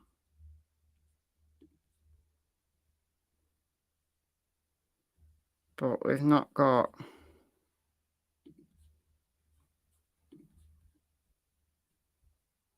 And he's divorced. We've not got any other information. Okay. Where were we? All right. Winters felt that Boucher's tip was important. He felt it so important he wanted to... Oh, I've read that. Okay. Even in the state of Indiana's most recent discovery dump, which was September 8th, still did not contain Holder's February 17th interview. However, on September 8th, 2023, Rick's defense team learnt something very interesting. On about September 4th, Trooper Holman finally followed up on Winter's request by finally re-interviewing Holder. Wow, okay. So on September 4th, Holman finally re-interviewed Holder. It only took 5+ years. The defense still has not received Holder's first interview from February 17th, 2017. We will see how long it takes for the state to turn over Holder's second interview from September 4th, 2023. Isn't that interesting that he's been re-interviewed just, well, a few days ago, really, earlier this month? That's very interesting. If Holman did in fact re-interview Holder on September 4th, it should be noted that the interview came on the heels of the defence team's contentious August the 10th deposition of Holman. The defence asked Holman, "Are you going to fix these problems, or are you going to actually look for the truth?" His response, "I'm going to look for the truth, but I think I've already found the truth. I definitely will look into this, no doubt about it, and I will find out if we have done the follow-ups, and I don't know about it. I will let Prosecutor McClellan know, and he can look forward to that information to you. He can forward that information to you." The defence looks forward to watching the first Holder interview, as well as the more recent Holder interview, to see if Holman treated Holder as an actual suspect, a label befitting the strong evidence that connects him to the murders, or if Holman's interview consisted of softball questions lobbed at Holder with the purpose of fending off the defence rather than seeking the truth. Boom. Brad Holder created a creeper painting of a man believed to be Odin, so we've talked about that. We've talked about that already. So previously, the defence marked as exhibits 32 and 33 creepy images of the painting. Okay. Brad Holder provided at least 2 Easter eggs in this painting for anybody following him on Facebook. The first Easter egg is another example showcasing Holder's knowledge of the hush hush crime scene guarded from the general public. You will notice that the base of the tree is a rune painted blood red. This rune looks like the letter F, just like the F rune at the crime scene. The other Easter egg is the date that Brad Holder placed on the painting in the lower right hand corner of the painting. You will see that it looks like 2/17 and then some gibberish. It looks therefore like a month, February, and the year 2017. Abby and what? Oh, hold on. If we're talking about the same picture,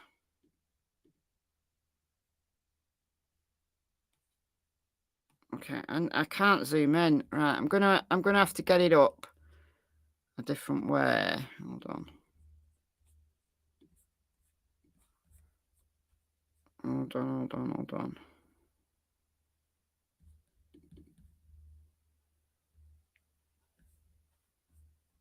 All right, hold on. I'll have to share my screen like this.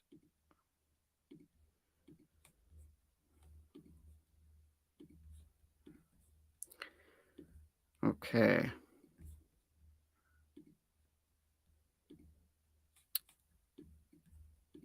All right. So in the bottom,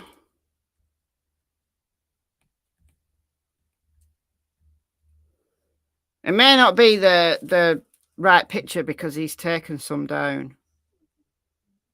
So Holder 2/17, it does. 2/17. Oh, wow. That's a bit scary. And then the F. There's the F.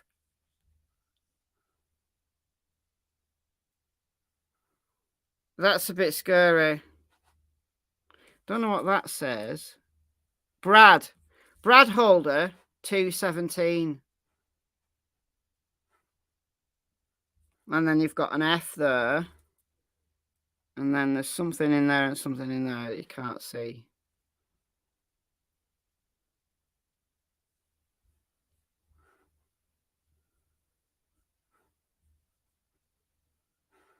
Wow. He is pretty confident. He's very confident.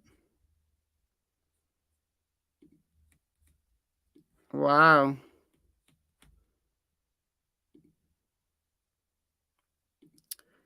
What am I doing? I don't want to go into settings. I'll reshare my screen. Here we go. All right. Okay. Is it just a fluke that Holder painted a red F at the base of this tree, almost 1 year to the day that the girls were slain, when the crime scene was a guarded secret? Is it just a fluke that the date in the right-hand corner of this eerie painting shows 2/17? Unified Command would probably say, yes, just a coincidence. It is taunting, yeah. And it was almost a year to the day that that was posted on his Facebook. I did note that. Did I? Yes, I did note it, and you can actually see it there. February 17th, 2018. That was when that was posted. But obviously, it doesn't mean to say that that's when it was painted. We don't know when it was painted, just when this was posted. Why did he paint this? Don't know. Good question. Likes painting men hanging upside down from trees. I don't know. Don't know. Okay. 2016 Brad Holder video from his Facebook page shows a pagan ritual with most important part at the very end. A man that looks like Patrick Westphal appears to be using his fingers to paint a tree. Libby's blood was found on the tree, so we know that. Okay, so for December 12th, 2018, Tony Liggett received an email from law enforcement officer Greg Ferenczi. It's very informative email concerning Brad Holder's supposed alibi. Oh, so we're getting into alibis now. And that the investigation into whether Holder dumped his old phone and received a new phone, and also whether Holder sold his vehicle after 2/13/17. Find an attached copy of this email marked Exhibit 48. In the very last paragraph, discusses a ceremony that Holder videotaped in Fort Wayne in 2016. Forensic left a Facebook link so that Liggett could watch the ceremony. This video was not turned over to the defense until they made a specific request for the video sometime in August of this year. This roughly 25-minute ceremony itself is odd. At the beginning of the video, Brad Holder is revealed as the person videotaping the ceremony. During the last few minutes of the video, when the presumed Odinites were dumping water at the base of the tree, you see a man that appears to be Patrick Westphal enter the scene. Once he's at the tree, you can see this person use his hand to, what it looks like, mark the tree. Unfortunately, the viewer cannot see with what word, letter, or symbol, if any, this person marked the tree with. The marking appears to occur at a similar height from the base of the tree as the marking of Libby's blood. Forensic sent a link of this video directly to Liggett. This video seems to show Westphal marking the tree in a similar manner. Okay, why do they keep repeating stuff? F rune formed with sticks on ground resembles F rune found on tree in Libby's blood. Attached to the memorandum is a photo provided to the defense in the discovery from Brad Holder's Facebook page. The photo shows an F that Holder made from sticks from a tree. This image is marked as Exhibit 50. The defense took that image and placed it side by side with the F made from Libby's blood at the crime scene, marked side by side as Exhibit 51. Again, the exhibits display yet another example of Holder posting Facebook images that mimic information from the crime scene unavailable to the public in two ways. Sticks are used, like the runes on the girls, and the F rune is used as a F rune used and painted on the tree. Okay, well, he's got lots of pictures of sticks. He does like his sticks, does our Brad. He does like his sticks. You have to go back a bit to find his sticks. Stick pictures.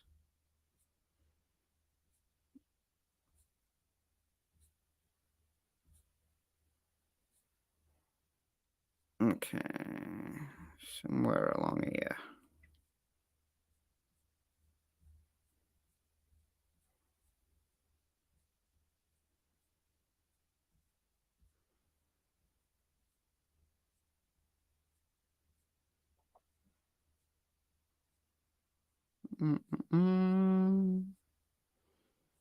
Maybe I've gone too far.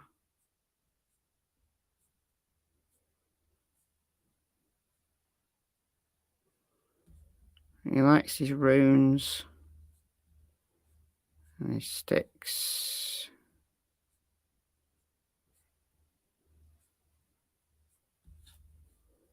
Forgot here.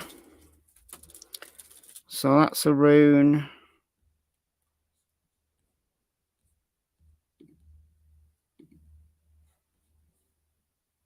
There's a rune.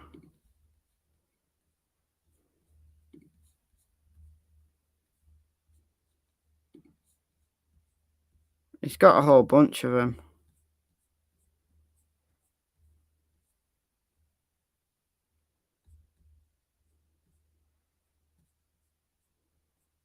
I think I've missed the Lord.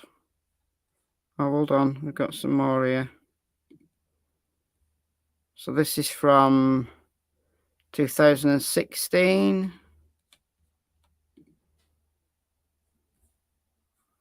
Not a clue. Random. Don't want to post children.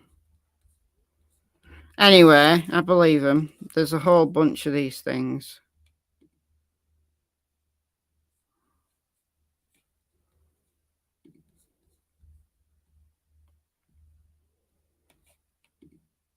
Oh, there's the F.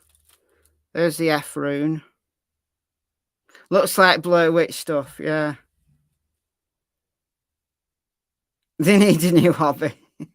They do. So there's the F. So tomorrow I'm going to go out in the woods and I'm going to be making runes with sticks. There's the F. There it is. I'm going to save that picture. We all want a good picture of an F. There's actually two runes that look like Fs. One with the cross bits pointing up, one with the cross bits pointing down. So, yeah, I'm learning so much about runes. All right. Meme that Brad Holder posted on 2/17/17, 3 days after the girl was found murdered, which discussed how real friends help you move dead bodies, and then the friends will keep their mouths shut. This meme was deleted at some point in time, but still recovered by law enforcement. Okay, so, yeah. The meme shows a still shot from a scene from the movie Goodfellas. Okay.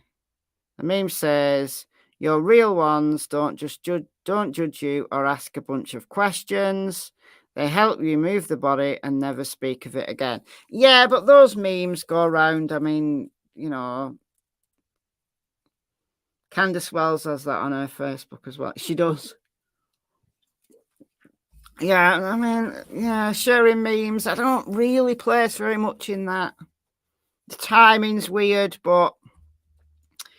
So 3 days earlier, Brad's son's girlfriend was found murdered.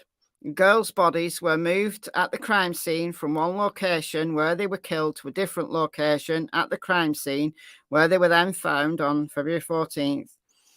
Their friends help you move the body and never speak of it again. The timing's weird, isn't it? The timing's off. Is it a coincidence? Maybe.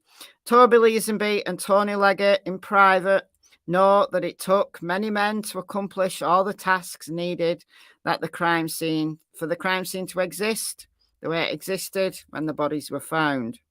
The timing is certainly curious.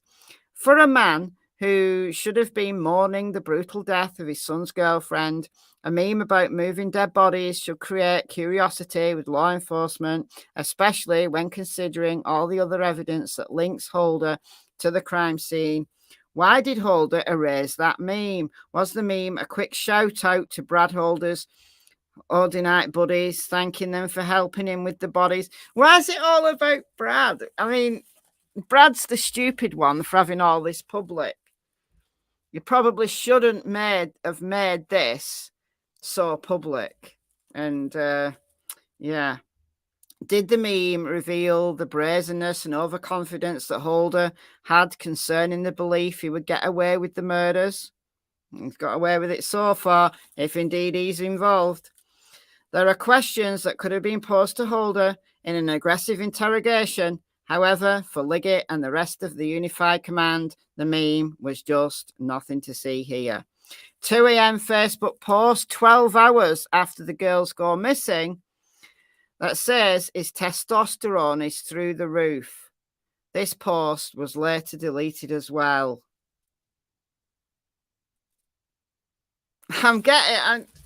Jesus Christ. So, it says his testosterone is through the roof. Why is that? Maybe he's had a good workout. Maybe he's been for a run. Maybe he's just feeling good with the world. Again, the timing's weird. Although Brad Holder told police he went from work straight to the gym to work, out in Logansport in the afternoon.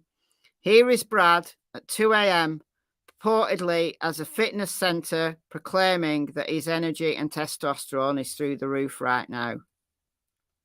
It could be a night owl. Could be a night owl, couldn't it? Find attached that Facebook post marked as Exhibit 53.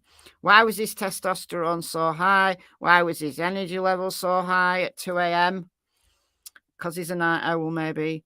Why did he claim to go to the gym at 2 a.m. when he also claimed he had been to the gym a few hours earlier?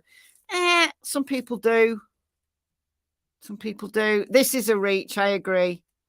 This is a Rags. This is a reach.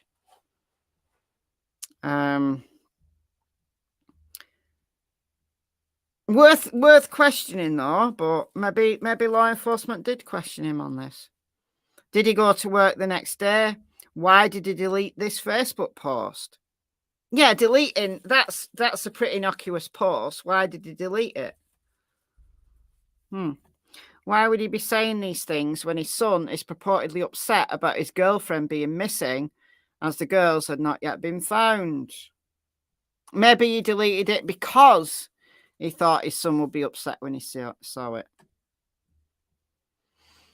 Okay, so did law enforcement question him? Perhaps they did at the recent September 4th interview. We shall see.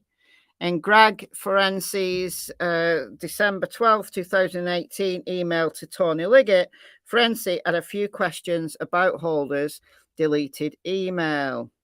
So what does this say?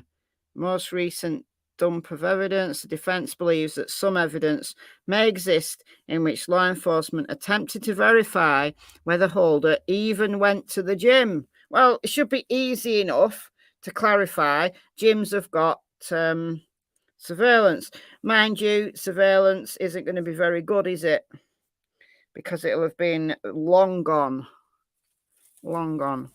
Due to the desire to file the Franks motion and memorandum, the defence has not had an opportunity to review the evidence if it exists.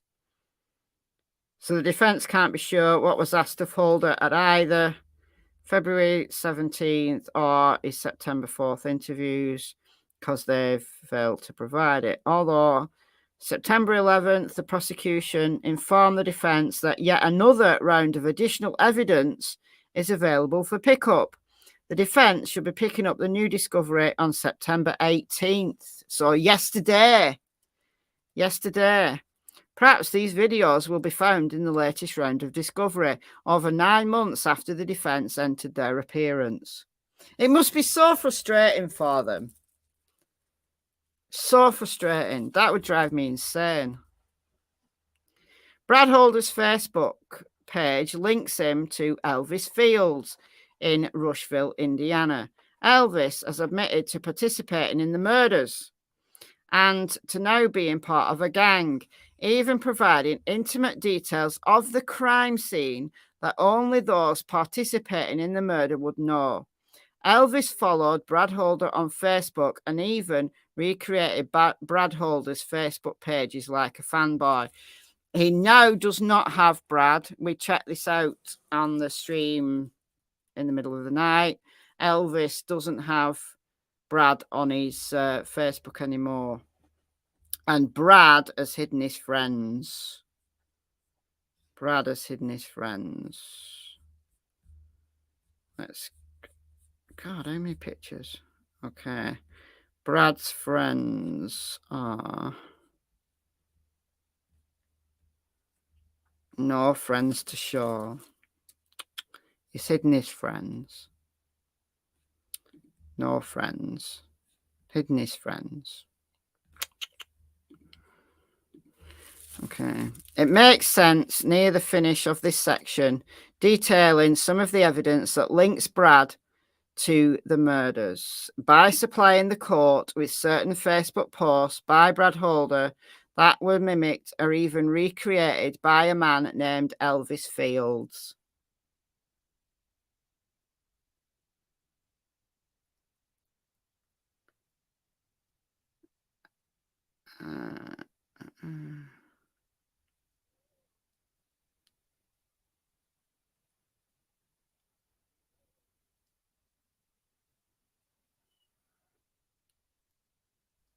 Yeah, that is weird, Anna. Now to think of it. Still trying to figure out why law enforcement withheld the one-word guys for several years. Yeah.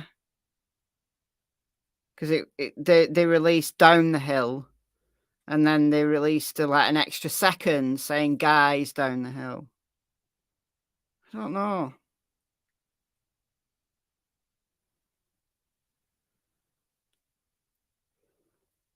Yeah, there's this big group of Odinists.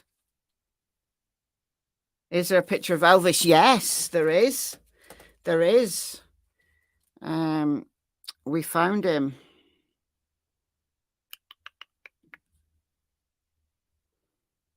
This is Elvis. So, Rushville, Indiana.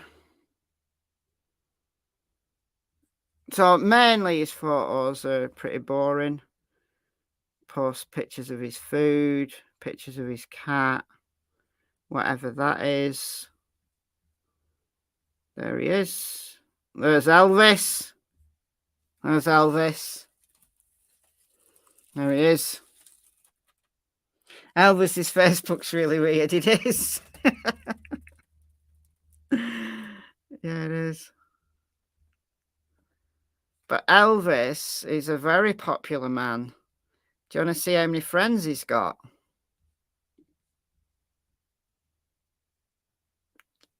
All these.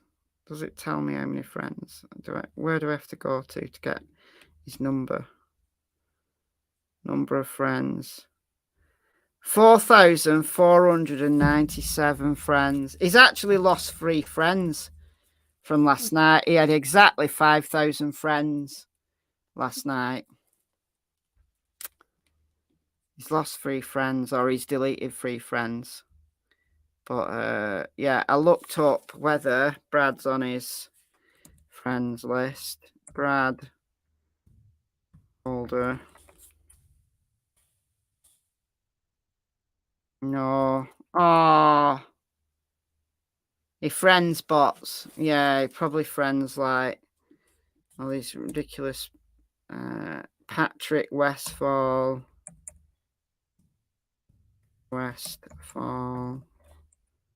Isn't there either. That's a shame. Yeah, so Elvis's friends are not real.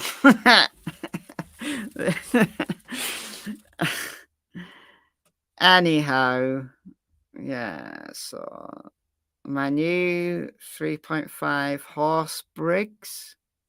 I don't know what that means. Engine change. I mean, anyway. Anyhow. Who is Elvis Fields? This man that was mimicking Brad Holder's Facebook posts from 126 miles away. You will soon learn that he is a man that has admitted to both of his sisters that he was involved in the murders. Candy Cuss friends. Yeah.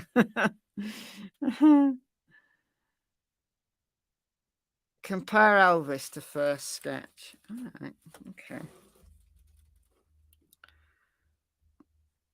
All right. I'm going to have to find that picture of Elvis again.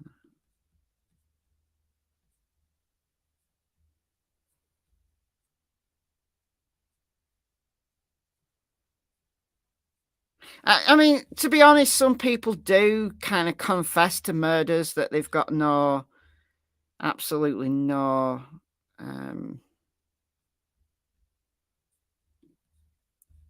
Okay, that's a clear one. All right.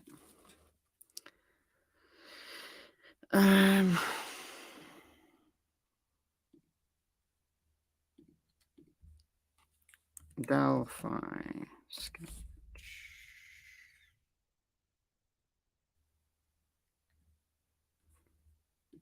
Okay, let me just get rid of that for a second and then do that. All right, I'm going to put these two up together.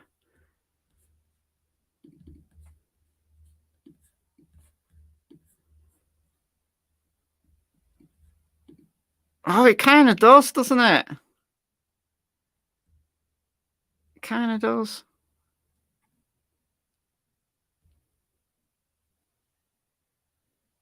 Yeah, the mouth, definitely.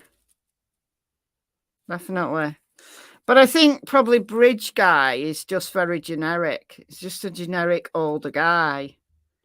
And then that's a generic younger guy. But how could Elvis know the details? Well, this is the issue, isn't it? This is the issue. This is the issue. Okay. All right. So he told both of his sisters that he was involved. A man that told his sister that because of his involvement, he was now part of a gang and had a brother. So the brotherhood. A man who, after providing his DNA, asked police that if he could explain why his spit might be on one of the girls, would he still be in trouble? And then admitted to a sister that he did, in fact, spit on one of the girls. And perhaps more incriminating, a man who provided intimate details about the crime scene. A type of detail that only those that were at the crime scene could possess. Upon closer inspection, you will learn that Brad Holder and Elvis Fields did, in fact, have a common connection, Johnny Messer. But that Elvis lied to police, claiming that he did not know Johnny Messer. Evidence provided by law enforcement shows that Elvis Fields lived in Rushville. Okay, it's 125, 126 miles away from Delphi. Additionally, Elvis at first glance seemingly had no connection to Delphi or Logansport. However, once law enforcement officers, Greg and Kevin, learned that Elvis had confessed to his sisters, and especially after Elvis posed a bizarre question to Murphy, that curious law enforcement officers wanted to look at Elvis's Facebook page and ultimately compared it with Brad's. What they found was extremely telling. Elvis was obviously following Brad on Facebook. He isn't anymore. As evidenced by multiple posts that Elvis mimicked Holder. Elvis was not only following Brad, but Elvis was also emulating Brad by recreating Brad's Facebook posts in the year leading up to Abby and Libby's murders. Dear God. The defense is attaching a series of 9 side-by-side photographs created by law enforcement. On the left-hand side of each exhibit is a photo that Brad posted. On the right is a photo that Elvis posted. So Elvis is a little fanboy of Brad, and Brad's a fanboy of Patrick.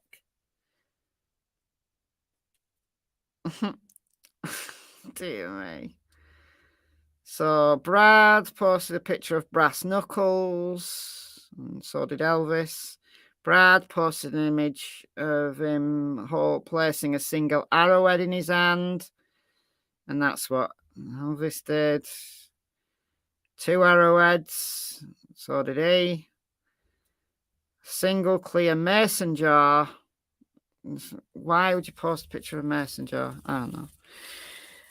This mimicking is certainly curious, especially when Brad Holder's son dated Abby Williams and when Elvis is 125 plus miles away, confessed to both his sisters on 2 different occasions that he was involved in the murders.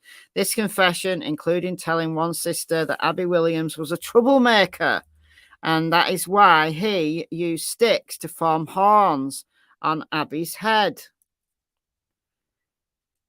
So, how would he know that there were sticks positioned on Abby's head to emulate horns or antlers? How would he know that?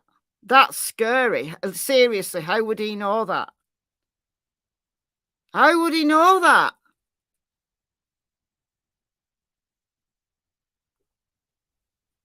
That is scary. I've got goosebumps. So telling one sister that Abby Williams was a troublemaker and that's why he used sticks to form horns on Abby's head. How would he know that, though? That's really pretty incriminating. That is a lot, Flipper. That is a lot. Some of these could be complete coincidences, but why would you think that a girl would have sticks placed next to her head when she was dead to look like horns? The info wasn't released at that. What are the odds that Brad Holder's son is dating Abby Williams, 125 miles away? A fanboy of Brad Holder named Elvis Fields was mimicking Brad Holder's Facebook post, and that fanboy admitted to being involved in the murders of the girls. Maybe if Abby's boyfriend was told by Abby's family that she had sticks that looked like horns, maybe he told his dad, and then his dad told Elvis, maybe, and then Elvis decided to make up a story to tell his sister. Maybe that's how it worked. That's how it happened. Moreover, Trooper Roland Purdy refused to concede that Elvis's mimicked and recreated Facebook posts proved any connections between Holder and Fields.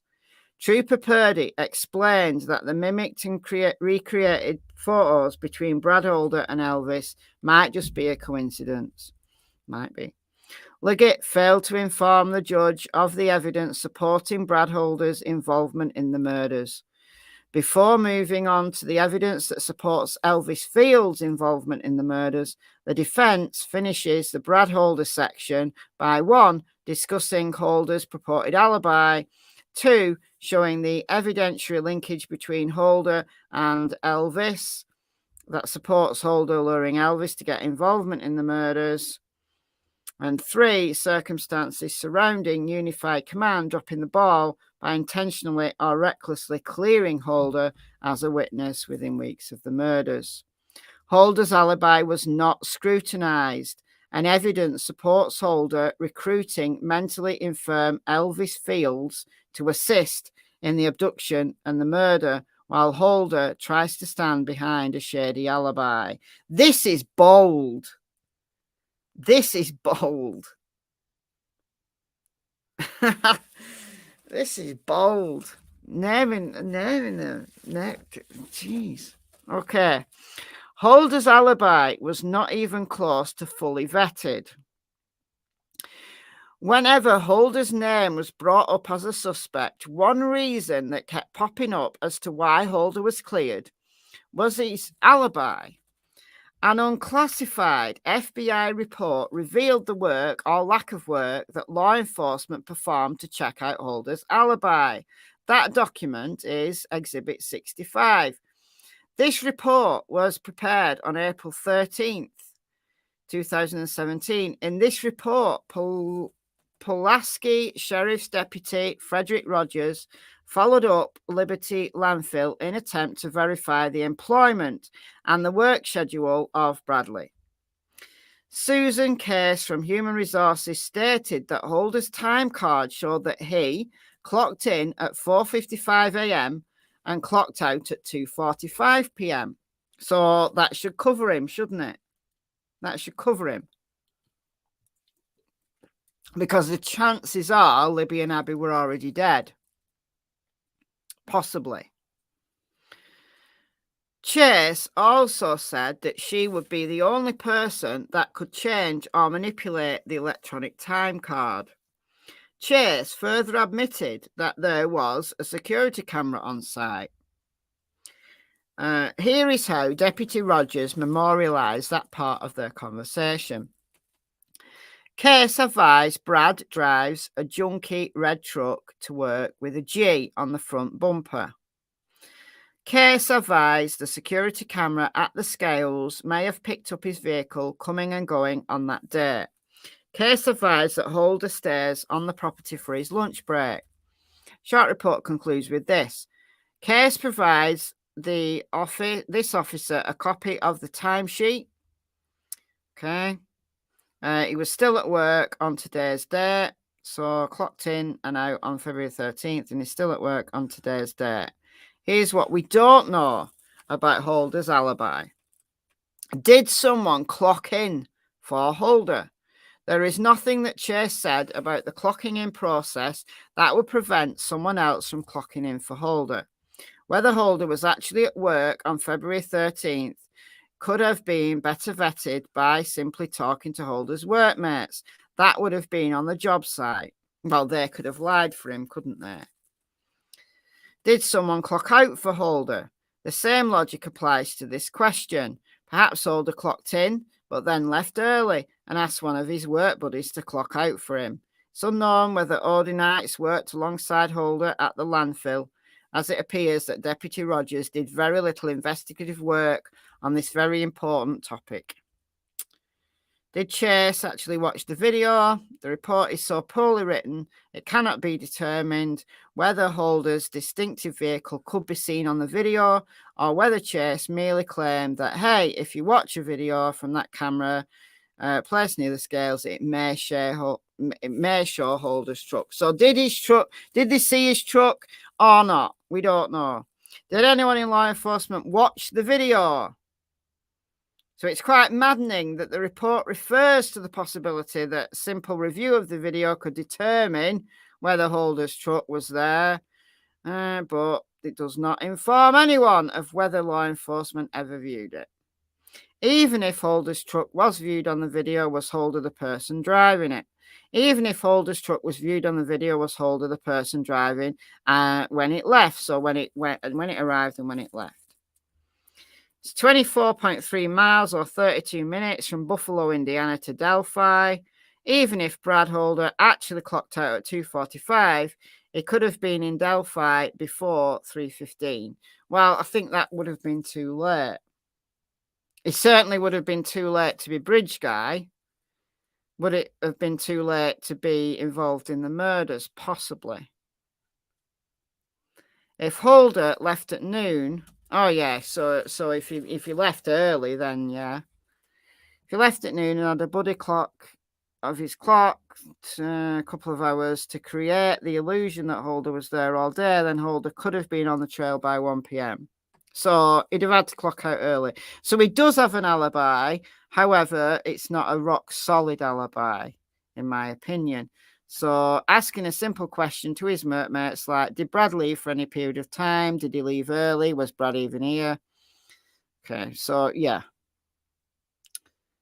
Bye-bye, little bear paws. Okay.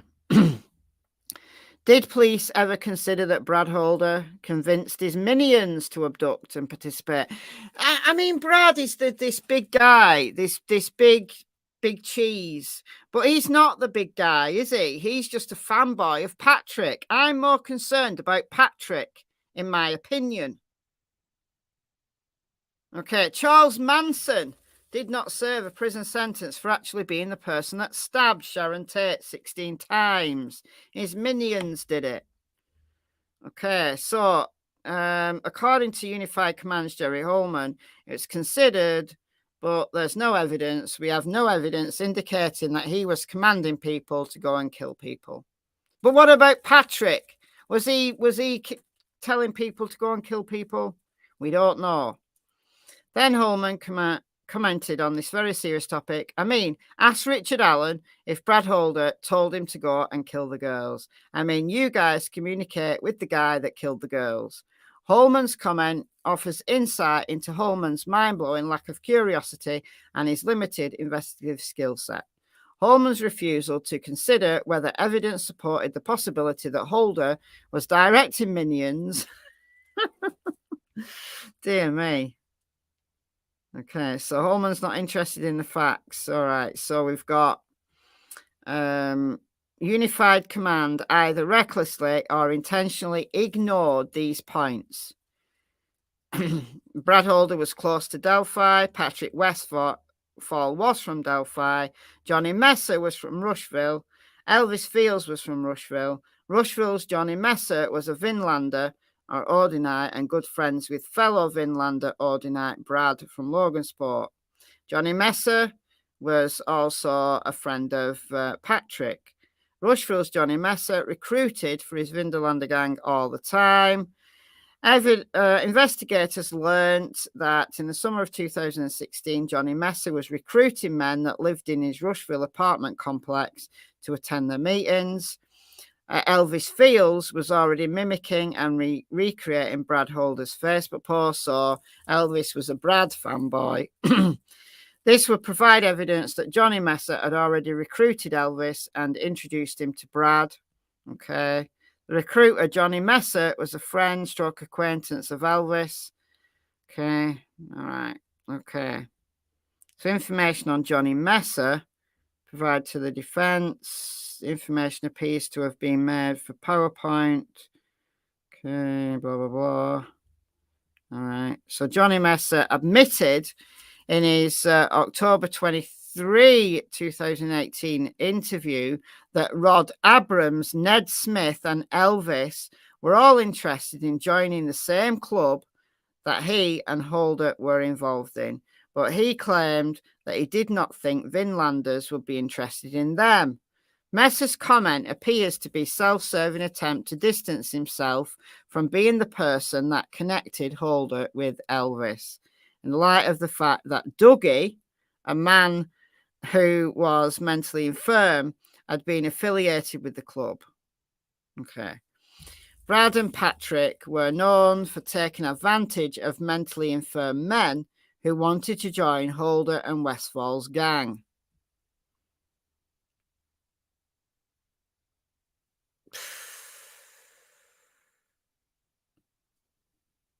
Okay. There's a lot of reaching going on here. When mentally infirm men wanted to join Brad and Patrick's gang, they would take advantage of these men, including have these mentally infirm men perform tasks. Elvis was a mentally infirm man. Trooper Kevin Murphy described Elvis as having the mental capacity of maybe a 7 or 8 year old. So he wouldn't really have the capacity to murder and stage the murders, would he?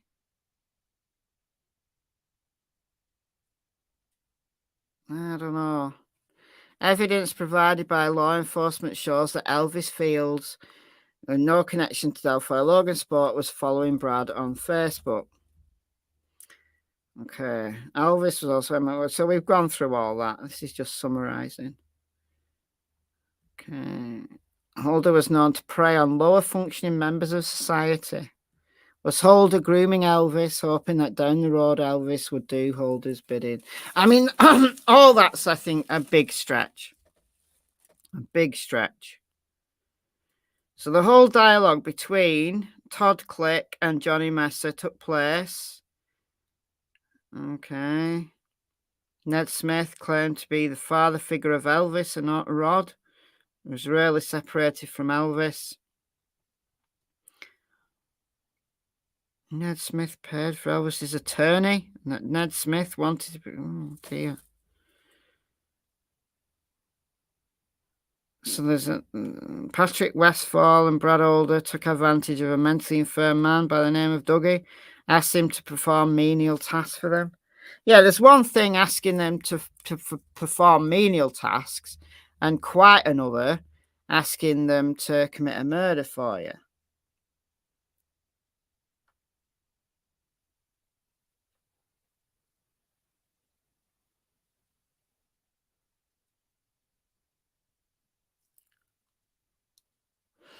I think what the defense are trying to say is that Elvis will basically do what he's told.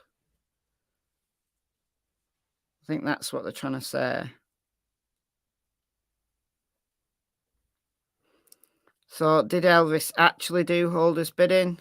Elvis did, in fact, do Holder's bidding. Eyewitness observed a man within a few hundred yards of the Morning High Bridge where the girls were abducted. The man looked like Elvis Fields. Okay, so we need to know more about this eyewitness. When was this? Was this on the day of the murders? The name of the eyewitness was Teresa Labor. She lived on the same side of the Morning High Bridge, only 560 yards from the very place where the famous Down the Hill video was taken. A paved road, County Road 625 West, ends almost at the front of Teresa's home. However, that road turns into a private gravel road and continues towards the Morning High Bridge and serves the road of Brad Weber. Around 8:30 a.m. on the morning of February 13th, 2013. So this is 4 years before.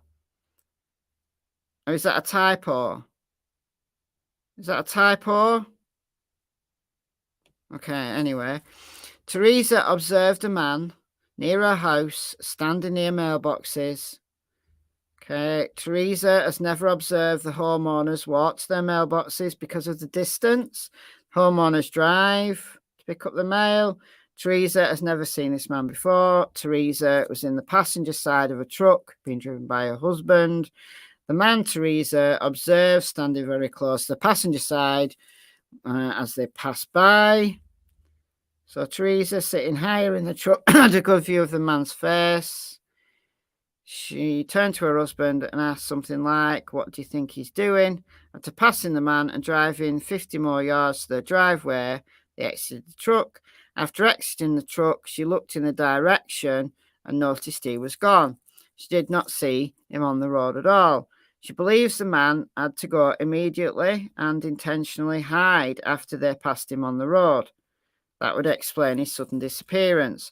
The only reason anyone would be walking down that dead-end road would be if they were lost or if they were going to see the Liebert family or the Weber family. She also remembers that the man she observed was wearing a canvas jacket and was nondescript in colour, but does not remember a hat. Later, she asked to provide a description of the man's face. She did provide the description. The sketch of the man that Teresa observed resembles Elvis. So even State Trooper Purdy had to admit that the Teresa sketch and the photo of Elvis resemble one another. Find attached the Teresa sketch marked Exhibit 71 and a photo of Elvis. We need to see the Exhibit 71 or else we can't comment. After the girls were murdered, Elvis told his sister he was now part of a gang and they had a brother. Was the gang mentioned by Elvis Vinlanders, or was the brother Brad Holder?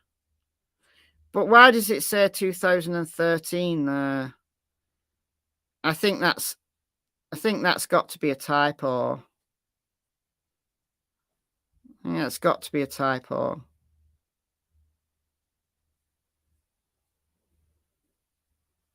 Trooper Jerry Holman indicates in his deposition that there was no evidence that Brad Holder may have directed others to kill the girls. As stated earlier, Holman even proclaimed that Holder was not really a suspect. The defense disagrees. Sometimes it just takes a little digging, a little curiosity, and the ability to put pieces of a puzzle together. Yeah, but They want to put pieces together in a way that makes Richard Allen not look guilty and for someone else to look guilty. It's a very bold move naming all these names, though.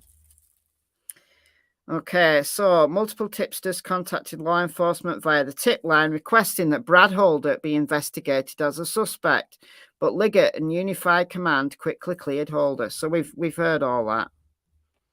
So we know all that. So okay, so that was the tip that we talked about earlier. Okay, so we can skip some of this. Only 13 days later, Liggett would change his mind as to the importance of the Brad Holder as a suspect. March 1st, the report identified, reviewed by Liggett, was a local police report, almost word for word regurgitation of an FBI report discussed below. Liggett concluded that no leads required. This means that after reviewing the contents, Liggett was not interested in following up on Brad Holder as a lead. Is that because they were confident in his alibi? We don't know. February 17th, the FBI interviewed Holder. The turnaround on interviewing Brad Holder was very quick, as only 3 days have passed since the girls were found murdered. So the FBI report said, the below is an interview summary. It's not intended to be a verbatim account and does not memorialize all statements made during the interview.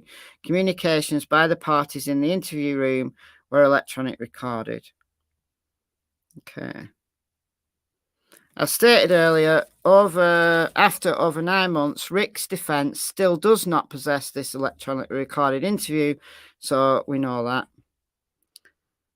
Okay, presumably this electronic recorded interview still sits in the Delphi police station, or possibly at the prosecutor's office. Also in this document, Holder told Special Agent Robert Paul and Hammond Police Sergeant Christopher Guti the following. He, Brad Holder, stated his son Logan, who was 16, so 16, not 18, was a friend of Abby. 13th, Holder received a text from Delphi Police Department asking him to call back. Holder called the officer back and had a short conversation stating that he had never met the girls. The state police asked if they could examine Logan's phone, and while they were collecting the phone, they informed Logan and Brad that the girls were deceased. Holder stated he visited Delphi every weekend to hang out with his friend Patrick. Patrick lived in Delphi and was a friend of Holder in the army. Holder and Westfall served in Afghanistan together. When Holder would go to Westfall's house, he would bring his son Logan. Logan and Westfall's son generally would go to Canal Park and play basketball. Holder believed that this is when Logan would contact Abby. Holder never actually met Abby himself, and he believed that Logan only actually met her one time as they attended different schools. So not really dating then if they'd only ever met one time. Holder knew Logan to communicate with her on the internet with his phone. Holder provided Westfall's phone number. Also stated that Westfall suffers from post-traumatic stress disorder and is on disability. Holder continued to state that he and Westfall started a tribe of Asatru followers, so described as a warrior religion popular with members of the military. Holder, Westfall, and Westfall's girlfriend, Rachel Miller, host Asteru meetings every Sunday at Westfall's house. Holder stated that there were only 5 or 6 regular members that attend, so not that popular then. Holder was asked where he was on Monday. He stated that he was at work driving machinery at Waste Management in Buffalo, Indiana, until he clocked out sometime between 2 and 4 p.m. After work, he went to the gym. Work at any time in Logansport. How much more of this section is there to go? Because I'm getting pretty tired. Oh, there's still loads of it. Oh, there's loads of it still.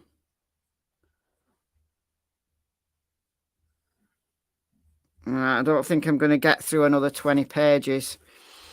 I knew this was going to be a long section, but it's nearly midnight. It's 20 to 12. 20 to 12. Okay, we'll just do... We'll do one more page, and then I'm gonna we'll do the rest tomorrow. All right. Okay. So again, this very FBI report. This very FBI report. Oh, I get it. This very FBI report was later converted into a document that was reviewed by Tony Liggett. Upon reviewing this document, Tony Liggett concluded that no leads required. Okay, so we've read that. It would be like half the size if they didn't repeat themselves. In the deposition, Liggett could not remember the exact language used to describe the situation when there was nothing more that could be done with the tip, meaning the tip that was a dead end. Liggett also differentiated between the meaning of no further leads and another phrase that might appear on the report fully covered. According to Liggett, no further leads meant that there was just nothing to it to start with. Fully covered means someone, i.e. law enforcement, did something with it and it was completed. When pressed as to what the two phrases, no further leads and fully covered, meant in practical terms of whether there would be an expectation of future investigation related to the subject of the tip, Liggett said both of those phrases meant that law enforcement had completed the work on the tip. In other words, the tip was dead. It's obvious between Liggett's deposition and language Liggett used and concluded that there was no further investigation needed of Brad Holder. Nothing to see here. Holder had an alibi. Please look at the next suspect. So, decision was made. It was known that Brad Holder was a proud Odinite who loved to post about the pagan religion. It was also known he used sticks and tree branches, so we know all that. Law enforcement also knew at the time Brad Holder was spending his weekends in Delphi, so we know all that as well. No further leads, nothing leads. Perhaps Liggett was typing in no leads required, simply a typographical error or a clerical error or an unfortunate oversight. Perhaps it was a one-off circumstance. However, other reports demonstrate that Liggett did not commit a typographical error when he typed no leads required. It was intentional or reckless. So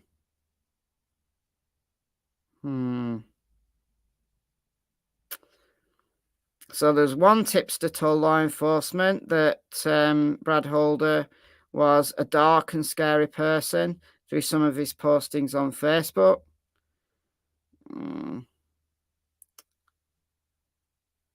Dark and disturbing, as we've discussed.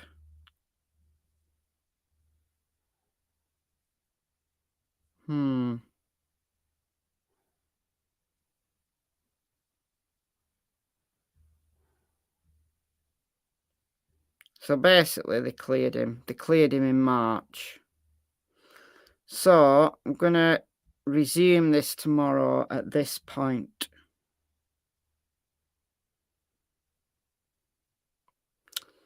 So we've still got a ways to go. But the last section, section 5, is very short. It's just a conclusion. So at nearly 12 o'clock, been on here nearly 3 hours. I'm starting to my throat's starting to feel sore because I've talked so much in the last 24 hours.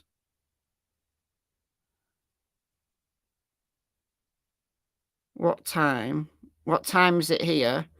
It's nearly 11:45 in the midnight.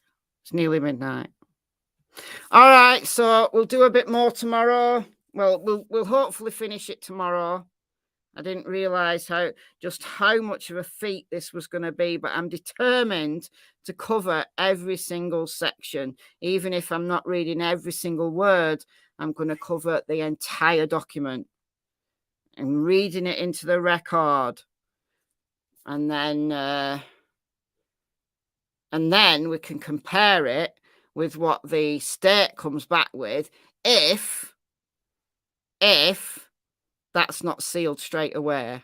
I rather suspect that the state's response is going to be sealed straight away, and there's not going to be any further court clerical errors.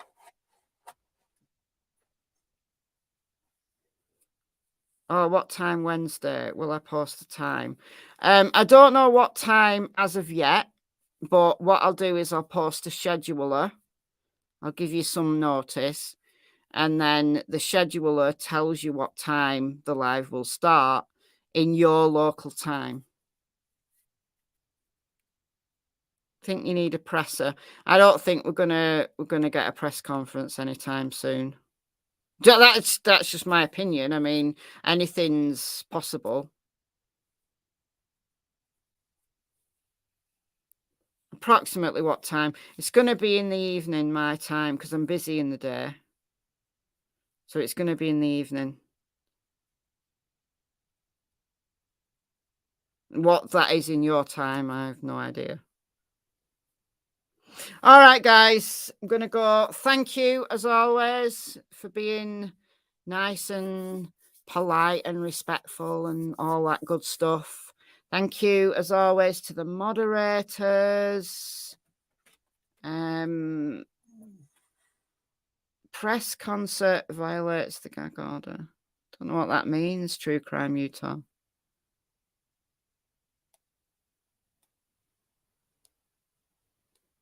Press concert violates the gag order.